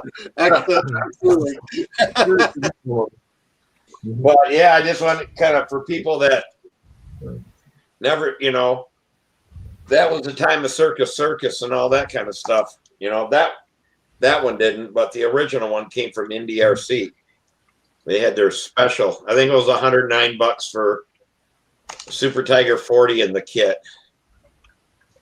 And then they didn't tell you that everything else you had to buy cost you about another $100 with little bolts and this and that, covering and everything else. You came. I mean, you got wood in a kit that was stamped, and that's what you got, for the money. I think it came a landing gear mount, or the landing gear wires, but no wheels, no anything like today. How old is that kit? Probably from the 80s, I would think. Okay. I bought it off the eBay about 10 years ago, but it was a Mark II kit. They haven't made the Mark II kit, and I don't know since when. Now it's a LT or something like that. Cadet 40 LT. Yeah, 40 LT. Just want to keep some notes. You start ragging me about when am I going to finish Precious Ball, so I can go, when are you going to finish your Cadet 2? Well, that was supposed to be, my brother was going to put in half the work. Oh, okay. So I'm waiting for him to finish it because I did all the work to it so far. Okay. That was the whole thing, is that we were going to, he still had the rudder and he saved it and stuck it on something. So that was going to be fixing the crashed airplane. We're going to build another one and hang the rudder on it, and just say, yeah, look at how we repaired this airplane. But that one went in because the guy turned his radio on. Oh, yeah. That happened back in the day so much that and there was another one to where he wouldn't replace the airplane. We never seen him again at the club. Gary's awake again. Hey, Gary. How was your nap, buddy? Good. Good. All right. Now he's ready for the after party. Yeah. He saves up all the stuff for the after party. That's right. He knows that sometimes the after party is better than the real live stream, right? Yeah. We can talk about whatever we want. One of my first remote control planes was the Falcon 56. Them are big too. That flew really well. Yeah, that was probably a lot better plane than the Cadet. You had to do so much to make this airplane fly well by taking the dihedral out of the wings, because that some bitch started out as a 2-channel or 1-channel or something. It just had rudder. It had the big, dihedral in the wings, so the damn thing would turn. But it flew good once you did all the stuff to it. Yeah, the Falcon 56, but it was a more expensive airplane too. I'm going to go and do dinner, so I'm gonna quit for now and say good night to everybody. Good night, Gerald. I'm going to get a time. Hey, Gerald, thanks for coming in, Gerald. Yeah. So good night, all. Good night, Gerald. Good night. You have a good day, man. Tell Otto and Max I said hi. Yeah. I hope you had a good. And your wife. And your you had a good time at the Nats. Well, my first Falcon 56, I think, was $15. So it was a long time ago. Yeah. But I mean, that was, back when you're making $1 something an hour, that was a lot of money. Yeah. And when you took a week's pay, if you think about it now, if you take a week's pay and buy an airplane and an engine and stuff like that, you'd say, man, that's expensive. But back then, to get an engine and the airplane was a week's pay. And then, now when I bought my first radio, my first radio was like 3 months' pay. Yeah, the radios were still expensive back then. Yeah, and now you can get, Yeah, hey, did you get? I want to talk to you. I sent you a text message. I think I sent or an email about giving me a call. I want to talk to you about that Tyrannus radio and stuff. Oh, I don't think I got it. No, was it on an email? Yeah, whatever you sent to me with that stuff, I just got your return address. Send it back to you. While you're looking at that, let me close the show out. Anyways, I want to thank everybody for showing up. We had a pretty good show. We had 22 onlookers watching us, and we had some chat in the live chat box. We have 23 thumbs up, which I appreciate. And if you happen to be watching this as a replay, please hit the thumbs up button and help us grow this channel. And of course, we had a new guest, Jerry. What was his name? Ike9? Ike10. Ike10. I was thinking Ike9 and then Ike10. So we had Jerry Ike10 come in, and which is great and wonderful. And so now we're going to transition into the after party. Now you have to be a member of Stunt Hangar Forum to find the link to attend the after party, where we actually sometimes have more fun and more freedom to do what we want without the constraints of YouTube. So we'll be back Friday. So go out there and have some fun and come back and tell us all about it. And until then,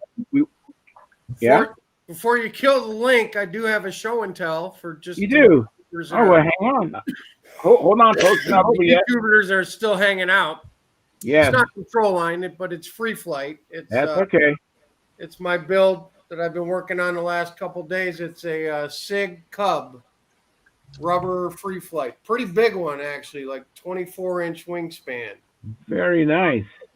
I just finished covering the wing tonight, and I'm going to shrink it here when we get done and seal it up. But big, giant rubber free flight. Free flight's where it at, man. Control. Oh, absolutely. Free flight can teach you how to trim. It's a good thing to do. Yeah. No doubt about it. We're building up our stable of hand launch gliders and free flight planes to take to contests during the downtime. You have a lot of downtime at a control line contest. It's nice to have other stuff to play with when you're there. So yes. Anywho, that is very I encourage cool. all of you to build a free flight model when you get a chance, man.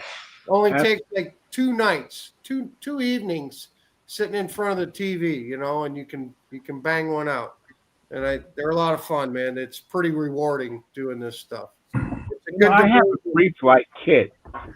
You should build it, Charles, because starting a new control line build sometimes is pretty daunting when you got a big giant kit to work on. And you can Tom builds small models, from time to time. Easy stuff. And it's rewarding, and just kind of turn your brain off and go back to the old school stuff once in a while. The Black Hawk model, the Zoomer. The Zoomer. Are you build it, Charles. Make yourself big. Trying to get my son to get a little bit interested in the Black Hawks model Zoomer. Oh, Charles, you can build that in about 3 hours, man. 2-3 hours with some CA, little sanding block. Dude, you need to build that and take your son out and fly it. 2-3 hours, yes. Yeah. All right, well, with that, we're going to close the show out. But anyways, I want to thank everybody for showing up, and I really appreciate you guys coming in. And I really appreciate you out there in YouTube land watching us. And, like, subscribe, and share the videos. Oh, we got another like. We got another 2 likes. Thank you very much. Up to 25 likes before we close the show. And, of course, us in here who haven't done it yet, hopefully we'll get the likes going on inside here, too. So, anyways, go out there and have some fun and come back and tell us what you did We'll be back Friday, same time, same bat channel. We will see you then. And so long. Bye bye.